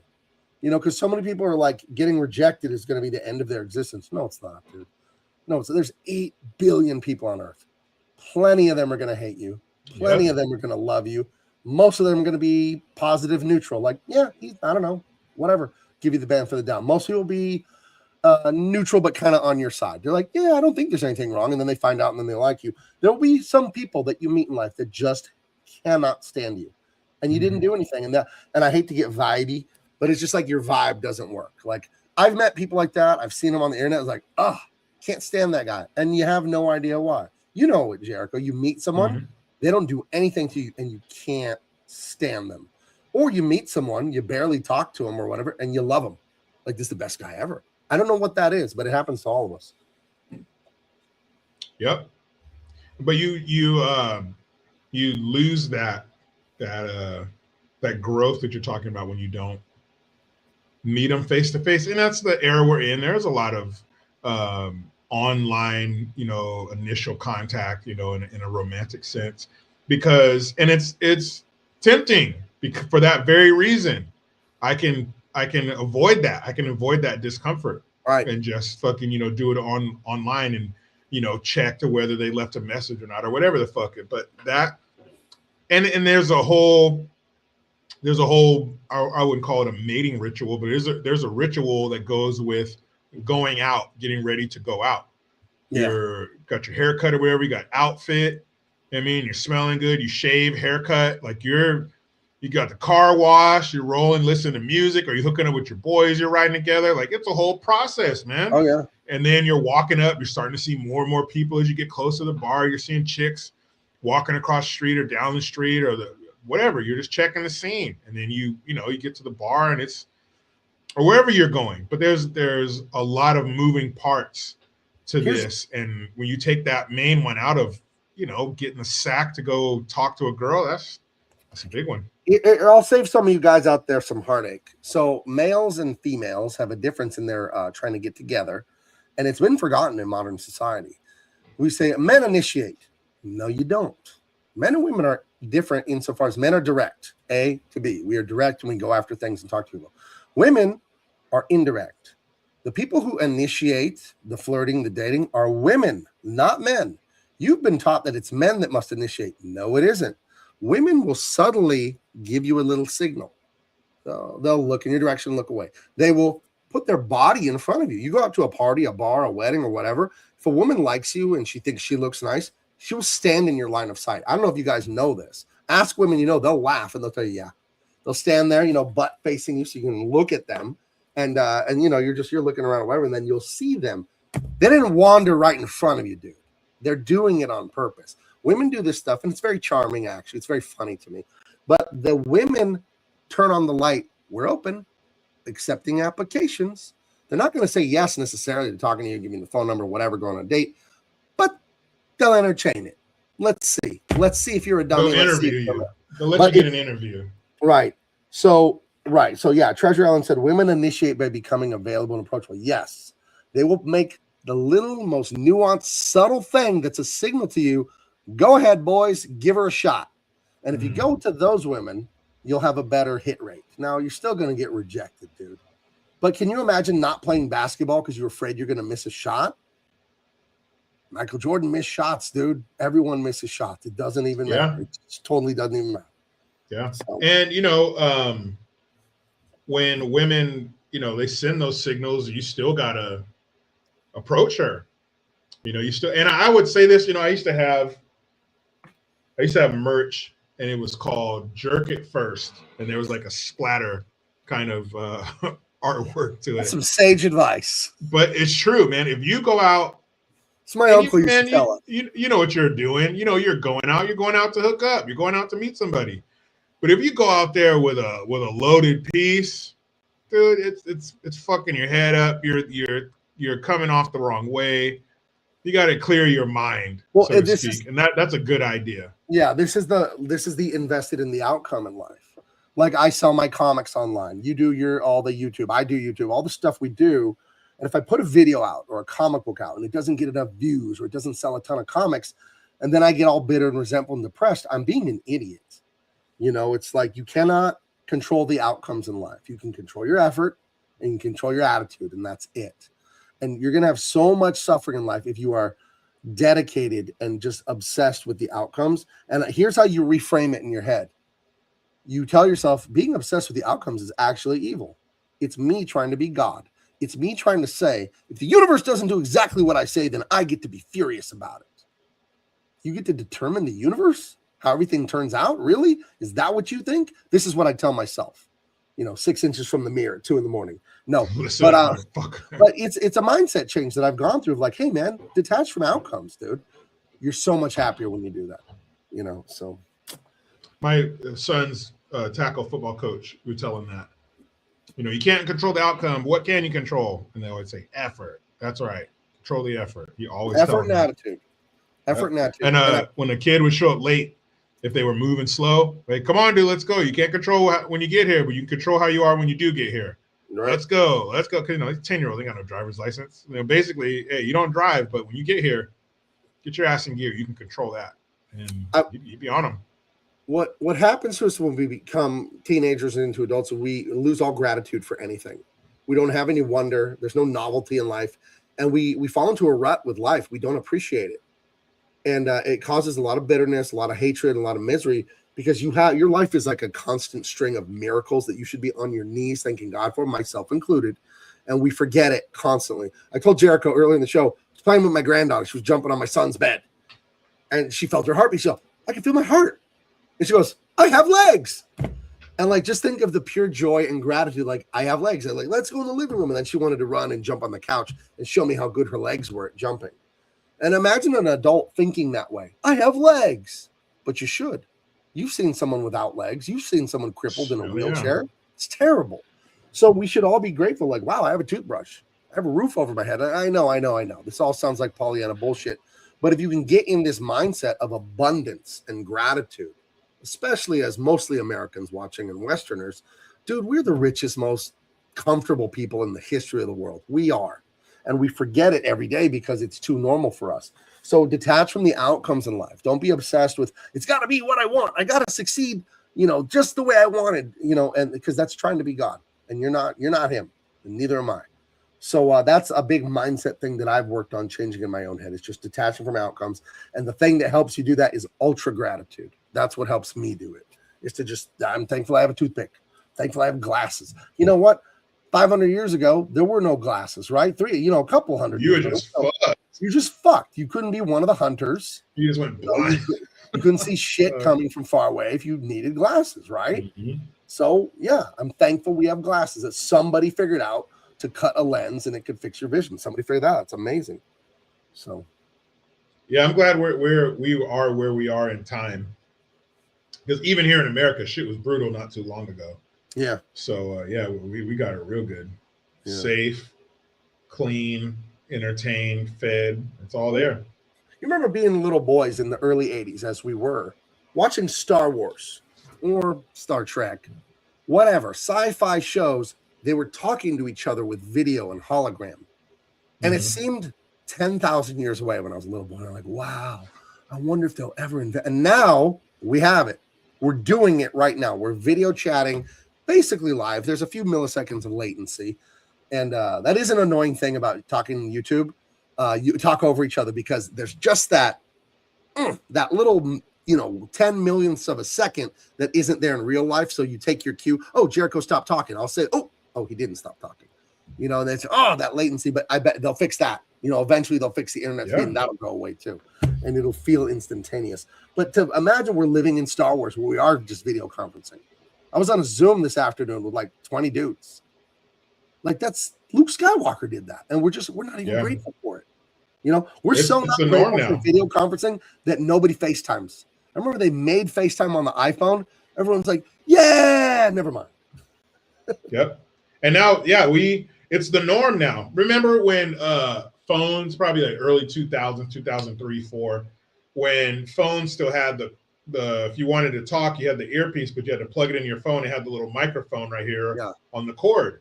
And you would hear somebody talking and you turn around thinking they're talking to you, but they're talking on this stupid new technology. Now, if somebody's walking behind you and you hear them talking to somebody, you know it's not you. You know they're talking on a phone.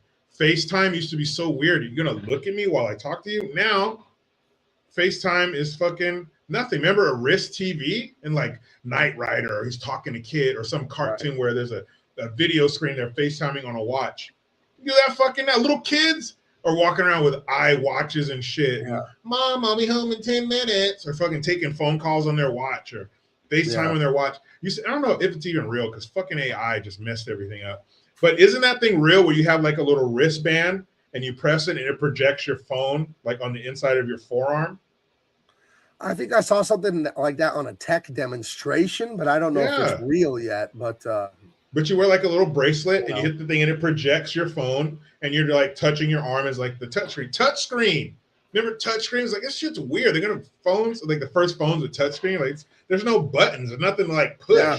Now every phone is everything's touchscreen. The kiosk, your phone, your laptop is fucking touchscreen. Yeah, crazy man. And now it's just the norm. We don't even trip. Right. I can draw. I drew the unstoppable TYRUS on an iPad. It looks like it was hand drawn. Go back 50 years and they'll fucking arrest you and burn you at the stake because you have alien technology. Like I can generate a 10-second 4K sci-fi video in Grok in under a minute. And when they're making Toy Story 1, like, oh yeah, we're rendering these next 8 seconds of the movie. It's going to take 3 days. Yeah. Or you're you're talking to your phone. Hey, Siri or Grok, blah, blah, blah. What's this? What's the average rainfall? Blah, blah, blah. You can talk to your phone and it'll tell you any fucking thing. The other day, hey, Grok, generate an image of Gavin Newsom as part snake in a really fancy suit. And it made him like as a snake with snake skin and a big hood, like a cobra, and this really fancy suit with the cufflinks and like rings and shit. Like they did it perfectly. My stupid phone with a cracked screen generated that perfectly in under a minute. Like we don't even trip off this shit. Would have blew our minds 20 years ago. Dude, it would have blown our minds 3 years ago when we couldn't do it. Remember when we first found the AI image generation? And then I made the Australian wheelchair kangaroo. Do you remember that? Dude, remember HD TV? When you first saw an HD TV, that shit looked weird. Like it was so detailed and their cameras hadn't caught up with it. It looked weird. It would almost give you goosebumps when you saw an HD TV. I turned it off my big screen at my house because I love watching 80s Hong Kong movies, and it looks like a home camcorder when it's in HD 4K. I turned it down to the regular resolution. It looked awful in that resolution. I watched Bloodsport and Tong Po. You could see like the rubber and the wax. That was bad. Michael Kesey is a Moroccan man. Middle Eastern, North African. That's what you're looking at right here. Middle Eastern, North African face. In Bloodsport, he played Tong Po, the Thai kickboxer, and they actually put like rubber and gave him Asian eyes so he could be the. But so you mean 4K, to tell me you can see it in 4K? You could see how lumpy the makeup is. It's terrible. So they couldn't find an Asian guy to play an Asian kickboxer? Well, they did film it in Thailand. It was very hard to find a Thai guy. But Thailand, you're not going to find a kickboxer in Thailand. No, why would you? You're not gonna find one there. Vernon Hampton says, I'm writing a script for my first comic at page 50 and struggling not to use AI. Well, you should use AI in your writing not to write anything, but for research. Because I'm writing my first novel. I'm about 15,000 words in. And it's in Vegas. There's a lot of gambling stuff. There's detective stuff. And there's stuff I just don't know. So I'll ask it quickly.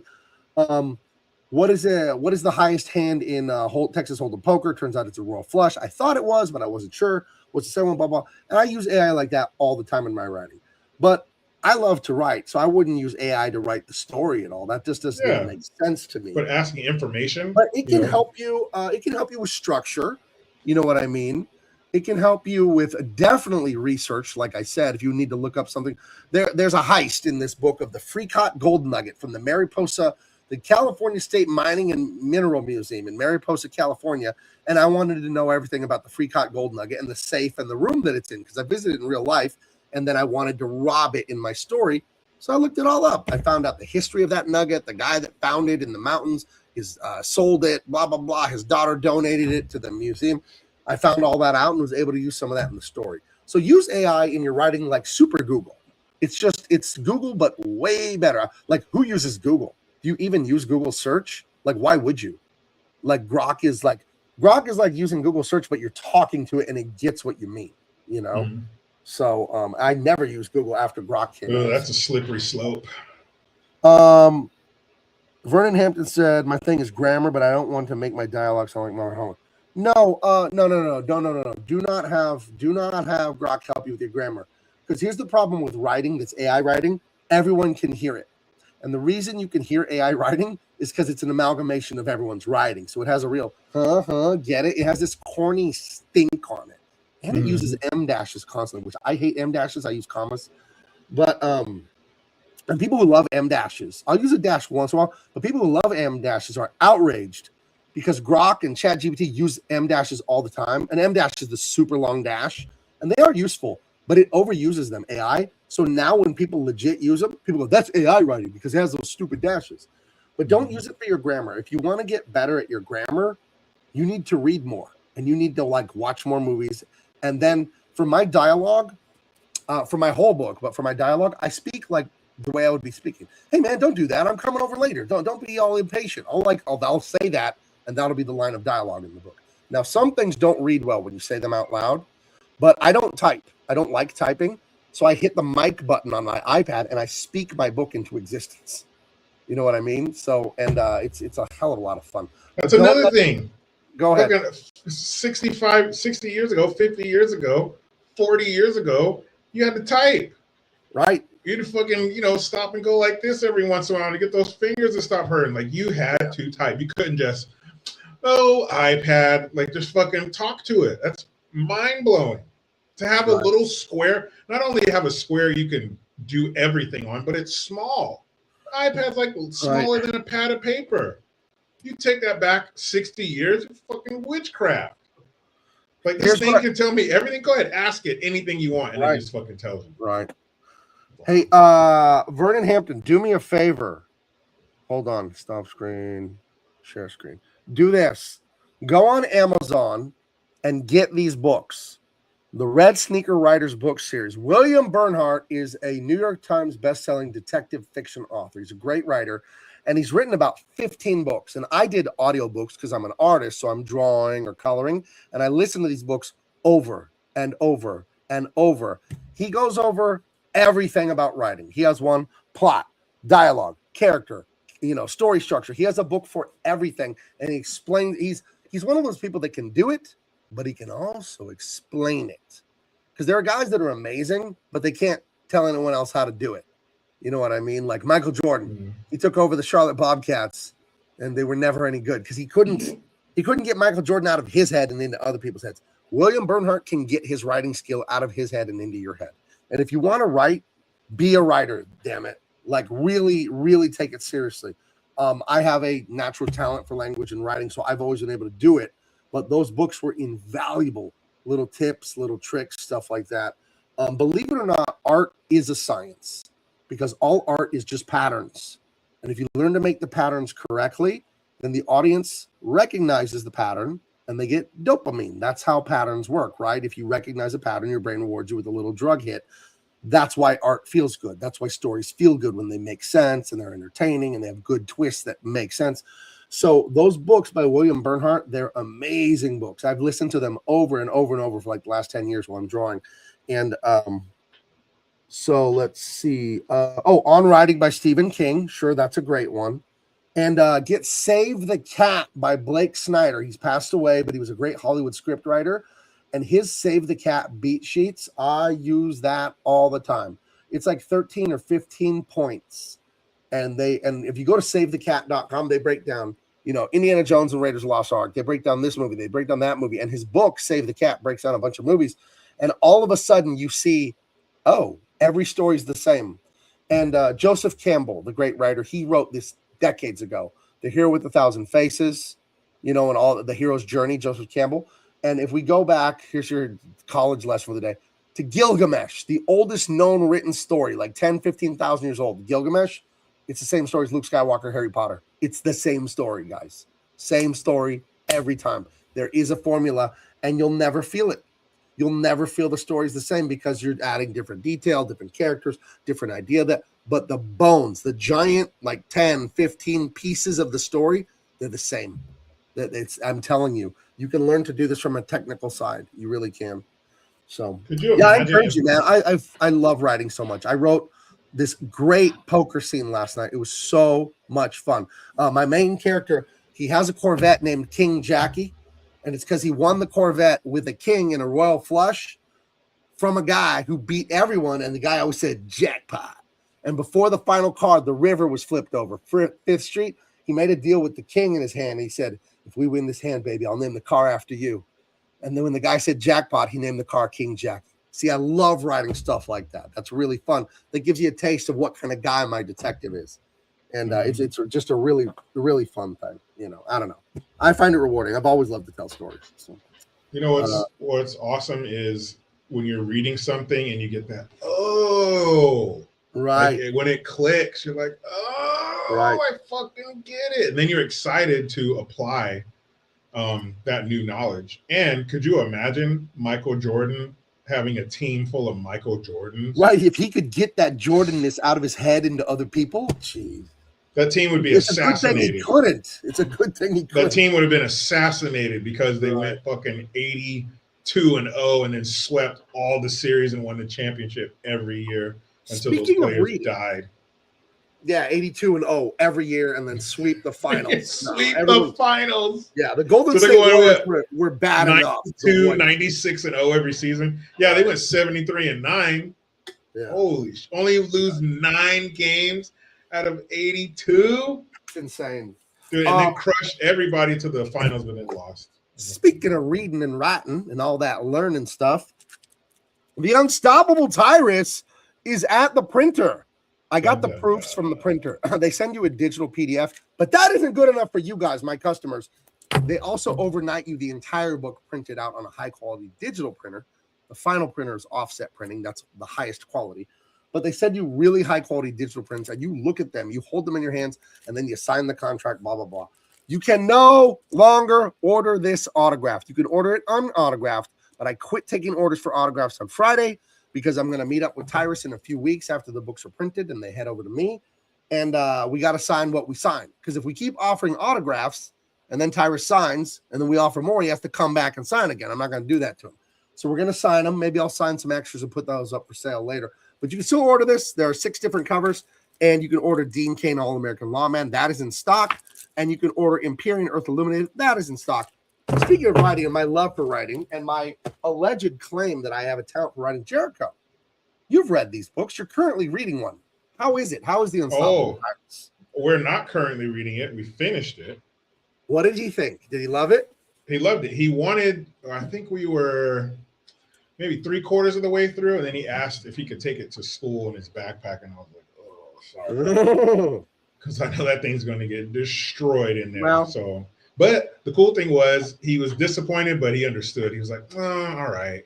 Like he knew, like, yeah, I don't want to fuck it up. I don't want to mess it up. But yeah, it was great. We finished it. Did you like the ending? Yeah, love the ending. And I like the way it's set up, so maybe some other things are going to happen. I already wrote the sequel, and I already have the third one in my mind. I know how the third one is.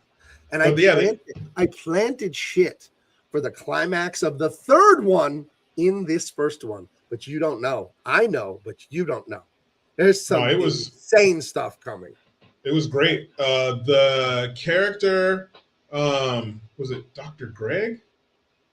Greg Clegg, the bad guy. Yeah, that fucker. Yeah, he's a POS, that guy. The change that he made was fucking cool. Yeah. I don't want to give anything away, but the way I can't. Anyway, the change he makes is fucking cool. A little scary. But it was great. The back and forth with him and his girl. I think that's still his girl. I don't think they're done because I don't want to give nothing away, but I don't think they're great. Yeah, there's some great. There's some great back and forth. There's some Ross and Rachel. Yeah. What is it? Who was on Cheers? Sam and Diane. There's a lot of Sam and Diane. Yeah. His buddy who comes to help him out, Riley, that he went to talk to, when he was having his troubles in the beginning. It's just great. The characters that he meets along the way, the flashbacks that they have, the new information that they give him that he had no fucking idea about. Right. Him adjusting to his new situation, just realizing the potential of his new situation. The bad gal, her henchman, the crony, sniveling, fucking slimy, henchman. Yeah. She's very grandiose. Everything she says is, art thou if, it's very ancient and very regal, like the way she talks. She doesn't say gonna or can't. Right. Everything is a declaration or decree. Yeah. It was great. It was great. We're already looking forward to the next one. He asked me, when do we get the next one? I was like, well, I think that one has to be created. Let's get through this. It's going to be about. It is written. None of it's drawn. Haven't even started drawing it. It's written. Currently, we're on Dean Cain All-American Lawman 2. That is already drawn completely and about halfway colored. And there's some huge news from Big Man Comics of a few other things coming. But here's what the printer sends you. These are the covers. This is the actual thick, shiny cover paper. This is the front and back cover, right? And they cut it. There's red lines on here that you can't see. Yeah, that's the one we have. Yeah. So these are cut, but they mail you this overnight. It must cost them a fortune because it came all the way from Tennessee. But I have all the covers, and then I have all 128 pages. They send it to you printed out, and you take a gander at it to make sure this stuff is up to snuff. Because I only want the best. I only want the absolute best. One thing I love is if you got the cover EF, it was our final cover. It was a cover by me and Joe Bennett.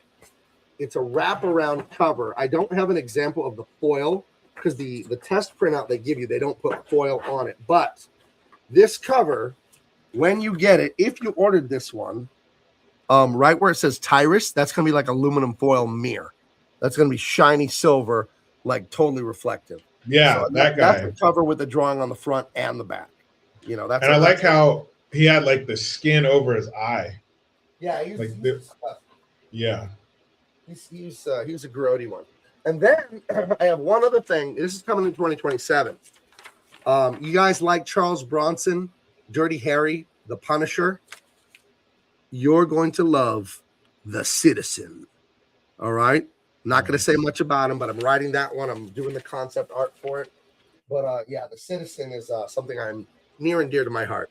A little bit of Falling Down, a little bit of Death Wish, a little bit of Dirty Harry, a little bit of The Punisher. It's that vein of a regular man, a citizen, some would say, who's had enough. He's going to do something about it. And the bad guys aren't going to like what he's going to do about it. So, do you think you'd ever go not like raunchy, but more violent? Oh, that's going to be violent. That's going to be like blood. My comics don't have cussing. They don't have sex. But we're going to get bloody in that one. People are going to pay the price, So, that's an action movie. That one's like an action movie. The Dean Cain one is an action movie. Out. That Dean Cain book and the sequels for Dean Cain, they're action movies like Indiana Jones. There's violence, there's romance, all that, but we keep it totally PG, maybe PG almost 13. But, we keep it family friendly so you can hand it to an 8-year-old and you're not worried that Uncle Gabe has put something nefarious in there. because I don't do that shit. You know, but the Citizen, we're going to work out a lot of frustration in that book. Yeah. We're going to work out a lot of frustration in that book. It's going to hurt. So, evildoers beware. You know, if you're doing evil, stop now. Yeah. Yeah. We're warning you. You got just a few minutes left, and then it's going to be too late. There's a hilarious movie called Black Dynamite. It was actually I saw part of it once. Yeah, it was actually written in 3 weeks. Hilarious movie. It's a spoof on the blaxploitation films of the 70s, starring Michael Jai White. Right. Actually, there's a scene with a bunch of pimps, and one of the pimps who has one of the funniest lines in the movie is actually R&B singer Brian McKnight. Didn't expect to see him in that. But what the fuck was I gonna say? Lost my train of thought. I don't know. You were gonna say something about Black Dynamite. Well, what we were talking about before was working out a lot of our frustrations against evildoers, and they only have 10 minutes. I remember. So there's a scene where he basically told him the same thing. He walks into this room, and these pimps are having this meeting, and they're running. You know, they're not able to pimp and make money of their hoes because Black Dynamite is cleaning up the city because of these drug dealers. So they can't sell drugs either. And so this lead pimp is this older pimp's telling him we need to get together and, you know, come together and like unionize basically so we can unite against Black Dynamite. So Black Dynamite walks in and says, look, I understand. I know you guys sell drugs in the community. And because he had someone in his personal life was touched by the drugs. So now he's he's hell bent on cleaning drugs out of the city. So he says, I know you sell drugs to the community, but after today, that shit needs to stop. If you sell any drugs after today, me and you are going to have a problem. So he's basically telling him the same thing. Time's up. Sell all your dope today because you start selling that shit tomorrow. It's going to be on. And then one of the pimps goes, but Black Dynamite, I sell drugs in the community. He's like, well, after tonight, you can't do that shit. I like how he's all reasonable. But that's what I do, Black Dynamite. I sell drugs in the community. Man, what a great movie. That was Jonesy from Reno 911. Tommy Davidson is in it. Bokeem Woodbine, the guy who played Cleon in Dead Presidents, who stuffed the dead Viet Cong soldier's head in his bag. There's so many people now. I'll have to see it because I saw like a half hour of it once on TV somewhere, and it was funny what I saw. Oh, it's hilarious. I've only seen a few episodes of Reno 911, but I always thought it was actually super hilarious, that show. Yeah, Jonesy. And I'll never forget when the movie came out like 15 years ago. There was a commercial on TV, and it was like 20 years ago. The cops, they were driving in a police cruiser, and the one guy, the guy driving, I think he was asleep, and he goes, "Oh, I said the weirdest dream," and the other guy's all, "You know you're driving, right?" Yeah, it's a whole movie of that kind of shit. It's very funny. My poor father had the worst habit in his life of always working very far from where he lived. He lives in Greeley, 75 miles north of Denver, and he would worked in Denver for like 30 years. Or he would work in the mountains. 75 miles? He would drive every day, like 2 hours. And when you're a chef, you know how restaurants are, Jericho. It ain't no 8-hour shift. You know, you're getting there 10, at lunch, 12. prep for dinner, and blah, blah, blah. You're leaving at 1 a.m. And my dad has crashed and rolled cars like a dozen times. Never gotten hurt. No way. But he would fall asleep driving all the time. And when I was a kid visiting him in the summers, he'd fall asleep and then wake up while you're driving. But he'd be so embarrassed, he would like try to roll it off by pointing something out, like, "Oh, yeah, I was just looking." You're like, "I'm at McDonald's," you know. It's just like, Dude, just like, "Oh, it's a Chevron, oh, Chevron," yeah. Dude, yeah, poor guy. Crazy. I mean, he's been retired for like 15 years, so we don't worry about it anymore. Yeah, but you know, it's working hard, man. But he spent too many years living too far from his work. I don't know why he did that. That's far as hell.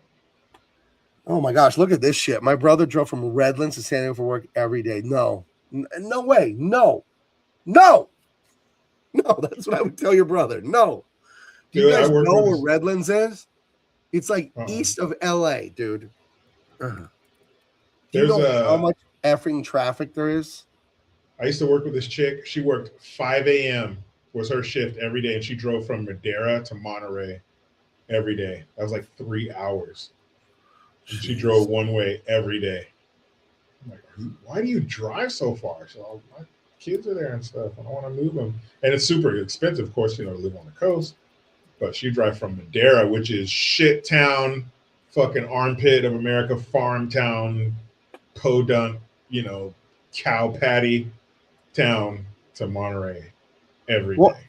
If you lived in Redlands and you worked in downtown San Diego and you wanted to be at work by 8 a.m.,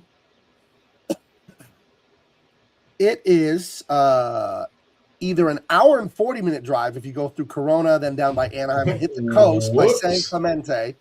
It's an hour and 40 that way. But if you drive to the Moreno Valley, through Menifee, Murrieta, Temecula that way, it's a 2-hour and 50-minute drive. Which one do you take? 2 or 3 hours. They're both so tempting. One way, 2 or 3 hours. Yeah, one way. Now, can you look up Madeira to Monterey? Okay, we'll look this up. You're talking about going from shit to sugar. Madeira sucks. It's right by Fresno. And everybody thinks California, dude, you mean you all have roller skates and surfboards? You all have sand in the floor of your vehicles. No. There's way more farm town than, there's probably more coastline, but as far as like where people live and shit, there's way more farmland than these cities. Holy shit, Madeira's out by Fresno, dude. Yeah. From so Madeira to work. What time did she have to be there? 5 a.m. every day, 5 days a week. If you live in Madeira and you're working in Monterey, that is 2 hours to 2 hours and 50 minutes. So it could be 2 to 3 hours. No, I have it at 5 p.m. Hold on. Let me make this a.m. And you're going over, this isn't a straight line kind of smooth drive. You're going over Pacheco Pass, which is dangerous as fuck, high winds. It's a very dangerous stretch. I-5, Interstate 5 right there. Like, dude, don't worry. A shitty drive. Don't worry, Jericho. You only need to be leaving your driveway at 2:20 a.m. Oh, no problem. Who's not up at 2:20, huh? Who's with me? 2 a.m. wake up? Please tell me this 3-hour fucking drive across California, basically, across the state, at least from the Sierra Nevada mountains to the coast. Please tell me this job paid $300,000 a year. It did not. Please don't tell me it paid $17 an hour. It did not. Well, it didn't pay that low, but definitely less than $300. What kind of job was it? That's when I worked at Trader Joe's. No. Years ago. Do you know how many Trader Joe's she drove past? Yeah. On the way from Madeira? I don't think there's any in Madeira, and there's some in Fresno. There are definitely some way closer than Monterey. And my mom had a friend when she worked at the DMV who would drive from Los Banos to Seaside every day. And Seaside is right next to Monterey. But she would drive from Los Banos, which is just on the other side of Pacheco Pass, to Seaside every single day. I'm like, hell no. I'm going to look for from Madeira to a Trader Joe's. The closest Trader Joe's to Madeira is 1 hour and 10 minutes. It's 77 miles. You drive from Madeira to Modesto. You got to go through Turlock. Ooh, Modesto. Okay, so to put this in perspective, if you're driving from Madeira to the Modesto, imagine California. One end of California is the scrotum sac, and the other end of California is the butthole. Right. Going from Madeira to fucking Modesto is like going from the middle of the tank to like just further down the tank. You're not in the balls. You're not in the asshole. Yeah. You're just in that big stretch of tank. So it doesn't matter one end of the tank or the other. But yeah, that's basically what you're doing. You're still in, and they call Modesto, they'll call Merced, which is right next to Modesto. They call it Merded. So that whole stretch of Modesto, Merced, Turlock, Stockton, that's where California's butthole is. But that's where your cheese and your milk, because California overtook Wisconsin for dairy production, don't you know? So that's where your cheese and your stone fruits and your almonds and your avocados, that's where that comes from. Why are you saying almonds? Are you trying to trigger me? Yes. But that's all. See, this is all you people know. You people, you think California is San Francisco and Los Angeles and Disneyland. Right. There's so much more in between. Why don't you take your black silk underwear and go back to Disneyland? Disneyland. And Disneyland is in fucking Anaheim, which is in the middle of the fucking desert. Like, it's hot as fuck going out there. Like, LA. LA's hot. LA, I'm sorry. LA sucks, and LA double sucks, and I'll tell you why. Because LA should be a wonderland. It's got similar weather to San Diego and all that. Not as good, but pretty damn close. And LA is a hellhole. If you want to know, and then LA is triple bad because it should be amazing. It sucks. That's 1, 2, and 3. Orange County is the county to the south of LA. Orange County is one of the best places to live. And it's very conservative. A lot of married families. A lot of people owning businesses and staying out of jail. A lot of people raising their kids and staying off drugs. Staying out of what and off of who? Yeah. LA is such an insult to what it could be. Yeah. There's some amazing things in LA, but I don't go up there, man. It's just. And Hollywood? Ugh. Hollywood's not just the Hollywood sign. You can't even get near the Hollywood sign. You can't go anywhere near the Hollywood sign. But you can't get near it. But if you start thinking about celebrities, like I don't know if there's even a way to quantify this, like what percentage of actors that live in Los Angeles were born outside of California, but it's a lot. You start thinking about celebrities and stuff. They're from the Midwest. They're from New York. Well, me and my brother have always called the LA people Midwest weirdos. They grew up in Iowa. Yeah. They hate their white Christian background, so they go to LA to rebel against it. You're not even from here. You don't even know California. Well, actually, I've lived here for 20 years. Yeah, after you were a grown-up. You didn't grow up here as a kid. Right. You're not California. Here's the tell. Prick. People who say Cali, they're not Californians. No one from here or spent most of their life here. You don't say Cali. That's like people by Jericho saying Frisco. Yeah, or San Fran. San Fran. No, it's the city. If you're from up here, it's the city. Yeah. Or you just say San Francisco.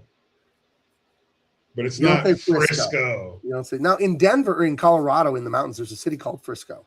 It's just called Frisco. That's the actual name of it. So, yeah. And San Francisco, that beautiful bridge, in the background of our buddy cop comedy, that's a sliver of San Francisco. That's what they want you to focus on. San Francisco is a fucking shithole. There's a place called Union Square. That's where you have all the high-end shopping, Burberry, Louis Vuitton. You have the big Nike flagship store there. You have like a 10-story Macy's building there, and I believe it's closed now. But all around Union Square, that's where the money is. There's people walking around. There's a lot of Chinese people with expensive shopping bags. There's nice cars. I saw like one of those really shiny metallic green cars, but it was a Bentley SUV. There's money in Union Square. But there's also homeless people passed out, filthy on benches. The cop cars look like they're from Mad Max. They're all dented with no hubcaps, and they're dirty. The street's fucking dirty. There's crazy people walking around. There's human shit, and it makes a difference. Well, Jericho, would it be better if it was dog shit? Yes. Yeah.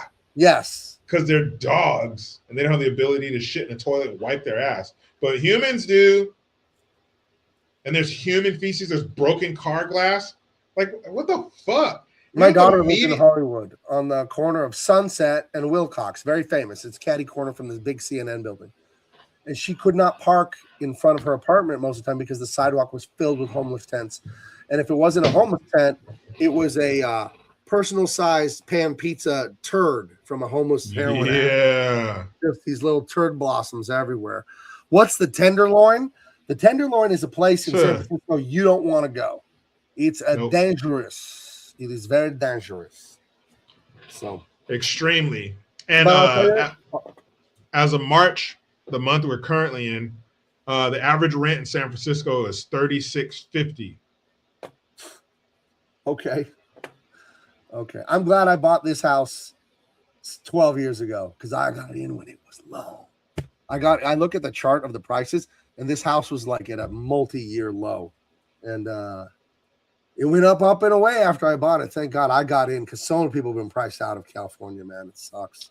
Yep. 1-bedroom apartment, median rent $3,400 to $3,700 for 1 bedroom. 83% higher than the national average for rent. Jeez. And people, hold on a second. I'm paying $3,600. I'm paying $3,650 for rent, and I step in homeless shit, or my car's broken into every 3 months, or there's some crazy guy outside with a stick and I can't get to my car, or I can't get in my building. Yeah, my daughter had some which is fine. If you want to fucking cut my rent in half, I'll deal with that crazy homeless fucker and his stick. No problem. But if you're charging me $3,650, you better get somebody over here quick, fast, in a hurry to get this crazy son of a bitch out of my way. But if you fuck him up, you're going to jail. He's unhoused. You can't do that. You should have just let him fucking hurt you. Let him run like a rabid dog, or you're the bad guy. You know what? I asked a cop friend of mine, I said, what happens if a homeless dude walks up and punches you in your face? He says, well, they don't knock you unconscious or break anything. It's a citation and release. What if I pop him back one? Well, you can't break anything or knock him out, or you're going to get in trouble. So if you're walking down the street with a homeless person and he hauls off and slaps your wife upside her head, or smacks your child. I saw a video where a crazy dude smacked this 10-year-old girl on her head when she was walking down the street with her mom. I would send that crazy person to heaven. Gabe. I would. If they touch a kid, my kid, or any kid right in front of me, I'd send them to heaven. That's what I'd do. Gabe. What? You know how in the NBA, they like tear away their pants? Yeah. That's how I'm going to tear the skin off of his fucking skeleton. Dude, I'm going to fucking rip you in half like a phone book. Long ways. You fucking touch, man. Whatever. Bro, all the pressure of life, all the stress you're under, all the stuff you shield your family from, all the shit you can't share with your wife or anybody. Yeah. I'm going to put it in these. Yes. And then I'm going to fucking pound that dude's face into fucking Quaker oatmeal on the sidewalk. It's going to be like Charles Bronson, Death Wish. His wife and daughter get murdered by those street thugs. And he hunts one of them down finally, and he's in like a basement or a warehouse, and the guy's got a big silver cross. And he asks him, oh, you believe in God? The guy's, oh, and he's got a gun right on, you believe in God? And the guy's like, yeah. So good, because you're going to meet him. And then he shoots him right through the cross into the heart. Dude, you're dead fucking meat. Yeah. Dead, you're DOA. I saw a video. I don't know where it was, but I think it was San Francisco, probably. One of the crime-ridden cities, Chicago, San Francisco, whatever. And a homeless guy goes crazy and starts like hitting this lady that was with her husband or boyfriend. And the husband's like, oh, and like gets behind the door frame. And the guy's just like hitting the wife, hitting her, and then like two other bystanders run up and grab her. Yeah, the guy like jumps in the doorway and leaves his fucking girl out there. Right. So file the divorce papers that after. Dude, if I'm one of those guys, protect the woman. My goodness. If you're one of the guys who went over to help her, when you're done with that guy, step inside that doorway and whoop her husband's ass even worse. Like I wanted to be like Goodfellas, where they just had that dude in the bar where they were just fucking stomping him out with dress shoes. You know, I saw this video one time. You remember those TV shows where it's like, you know, police videos from around the world. Right. You know, before we were all desensitized and deflowered by the internet. Television? Yeah, shit you ain't watching. You ain't sitting there watching 8 episodes of diners, drive-ins, and dives. But I will when I'm traveling because I love the show in the hotel room. I love Food Network. I'm watching 6 episodes of Naked and Afraid. I've never seen that show besides in a hotel room. Love it. And you can't wait to stay in another hotel so you can pick up where you left off. Right. Or Alaskan Wild People, or the guy you ain't watching gold out of the river or whatever. Yeah, you're not watching none of that bullshit outside of a hotel. But man, and I don't care how, oh, they're fucking crazy, they're nuts, they're homeless. Dude, you fucking do that, you're out of here. You're going to the angels. You're fucking gone. I'm gonna fuck you. Oh man, I'm gonna fuck you up. That's Billy Bats. Yeah. All right. Oh, so I was watching this TV show about wild police videos from around the world. And it was a Russian video. So somebody's getting hurt. in a Russian video, because I don't think they have laws in Russia. Do they even have laws? I don't think they have any of them. If you get hurt, it is your fault. We don't care. I told you not to be dumb fuck and watch out. And then I drink vodka and smoke cigarette. Watch the fuck out, stupid. You don't get killed if you watch out. And that's a 7-year-old. That's a 7-year-old Russian kid. A 7-year-old giving you that advice in the park. That's in a 2nd grade classroom. Dude, some asshole thought it was a good idea to take a woman hostage sitting in the backseat of a car. Nope. He's sitting in the backseat of the car with like a screwdriver to this woman's neck. Whatever these fuckers are saying, right? Yeah. These dudes wearing 3-piece suits. They look like Secret Service in 1985. The vest, the jacket, 3-piece suits. Cops, Russian cops. They sneak around to the passenger side door because they got his attention out the driver's side or passenger side, driver's side window. That's where his attention is. They sneak around to the passenger side window, to the passenger side door. They're outside of it. They open the door really quick. One guy pulls the door. Another guy reaches in and grabs him and pulls him out of the car. And so they open the door on the other side and pull the girl the other way out of the driver's side of the car. So now you don't have your hostage anymore. Bruh, they pulled this dude. He's hanging halfway out of the car like this. And those cops are stomping his fucking face. They're just trying to make they're wearing out of it. They're wearing dress shoes. Oh, with the sharp corner on the heel. Live TV. There's 900 cameras here. These cops are fucking square dancing on this dude's front teeth. Fucked him up in front of the world. And it was like this. You know, they grabbed him, boom, pull him out. The fucking, don't you know, swing your partner round and round on this dude's fucking grill. That's what would happen if you fucking smack my kid or some shit when I walk by. Dude, we're about to fucking have a family dance off on your mouth. Get the fuck out of here. Are you crazy? You must be crazy. Yeah. Because I'm going to fucking body slam you through the pavement. I don't know if concrete can have a dent in it, but we're going to find out. Yeah? Oh, yeah.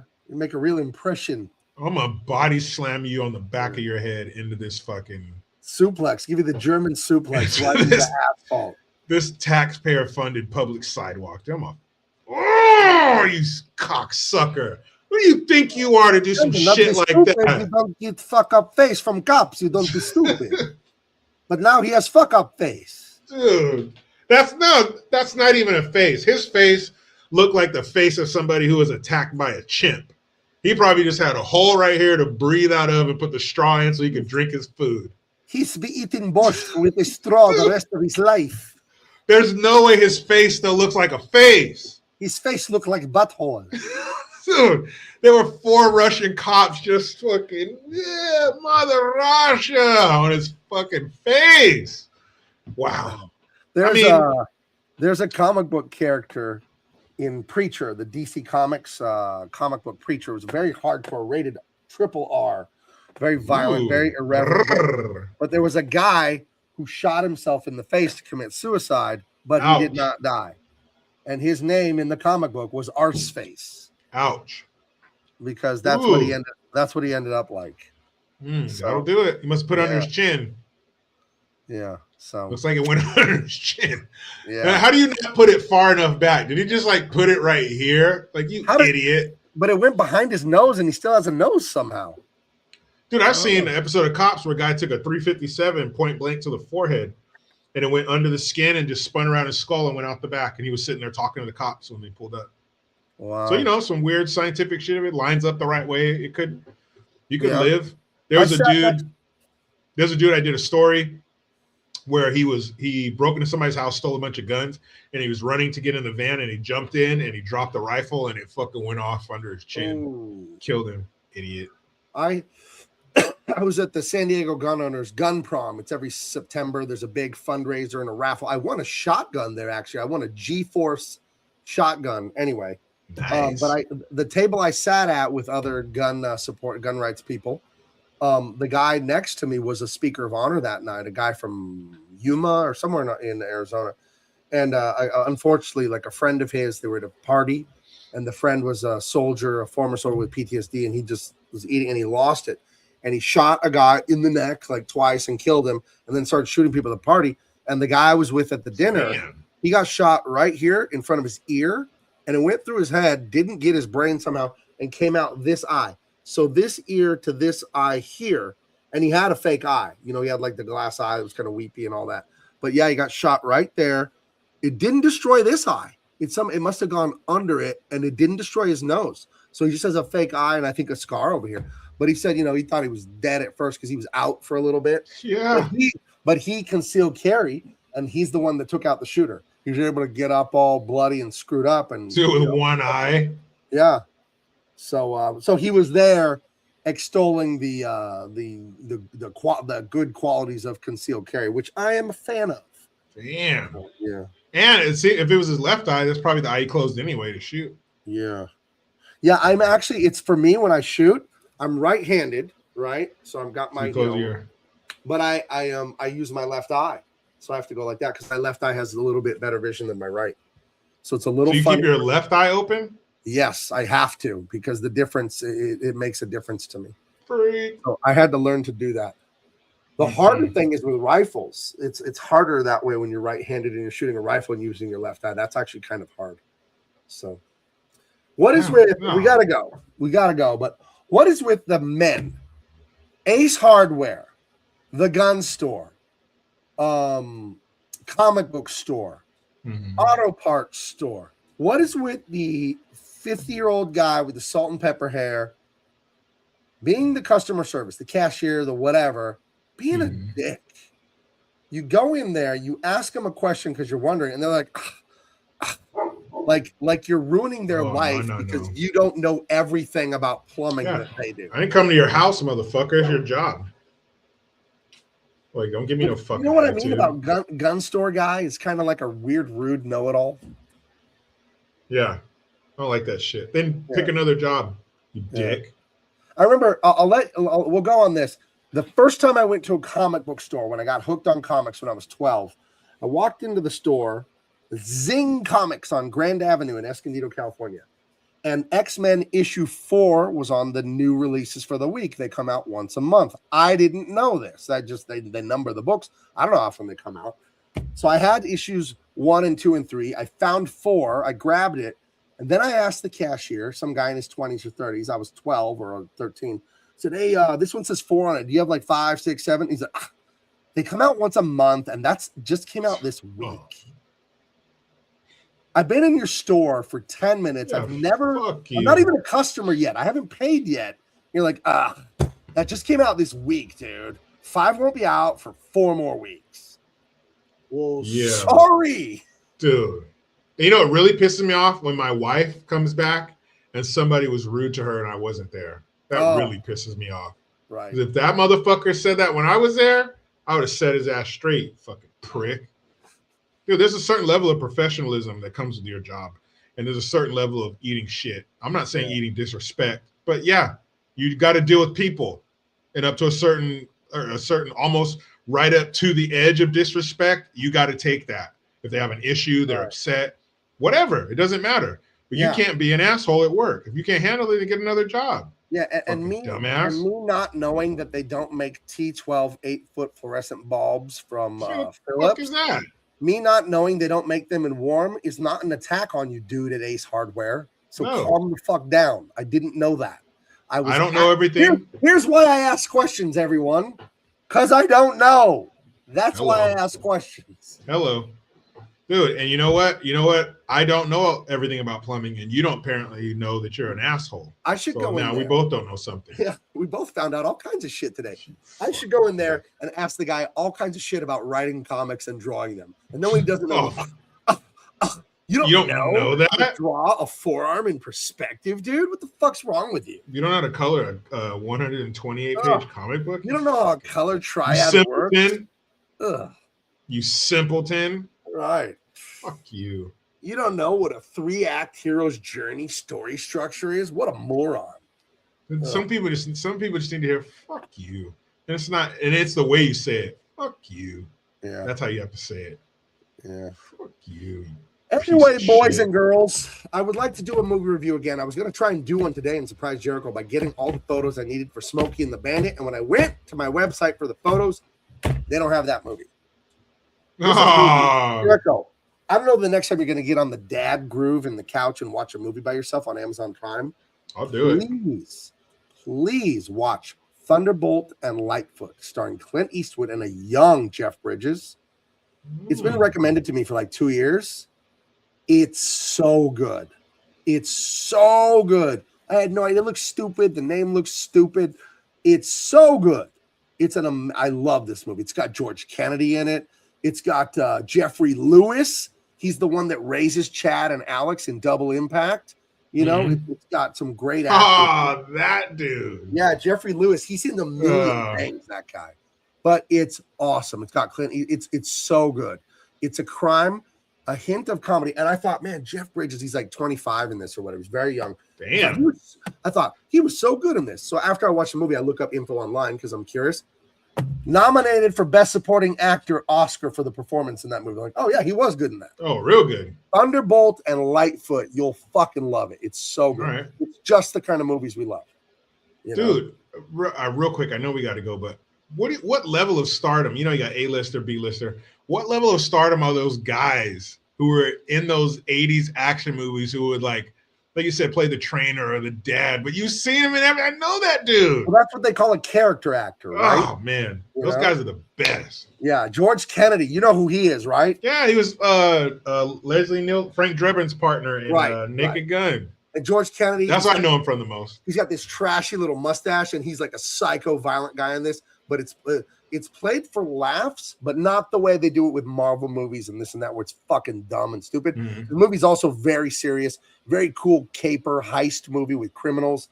It's got some heart to it with the Jeff Bridges character. Thunderbolt and Lightfoot, go watch it. It's fucking awesome. It's awesome. You heard it here, people. And one day we will get to Smokey and the Bandit. We will. I can't wait. I want to bring a movie back. I don't know if it'll be next week, but I'll bring a movie back. We got to do them once in a while. All right, guys. Subscribe to everything we're doing. Go to Big Man Comics. He's JG Talk 2. He's Green_Jericho on Twitter. I am Gabe Tape everywhere except for on X, where I am Big Man Comics, as you can see up there. Talk to you next week. And I changed it to Tuesdays at 6. I know. I changed it a lot. Sorry. Bye-bye.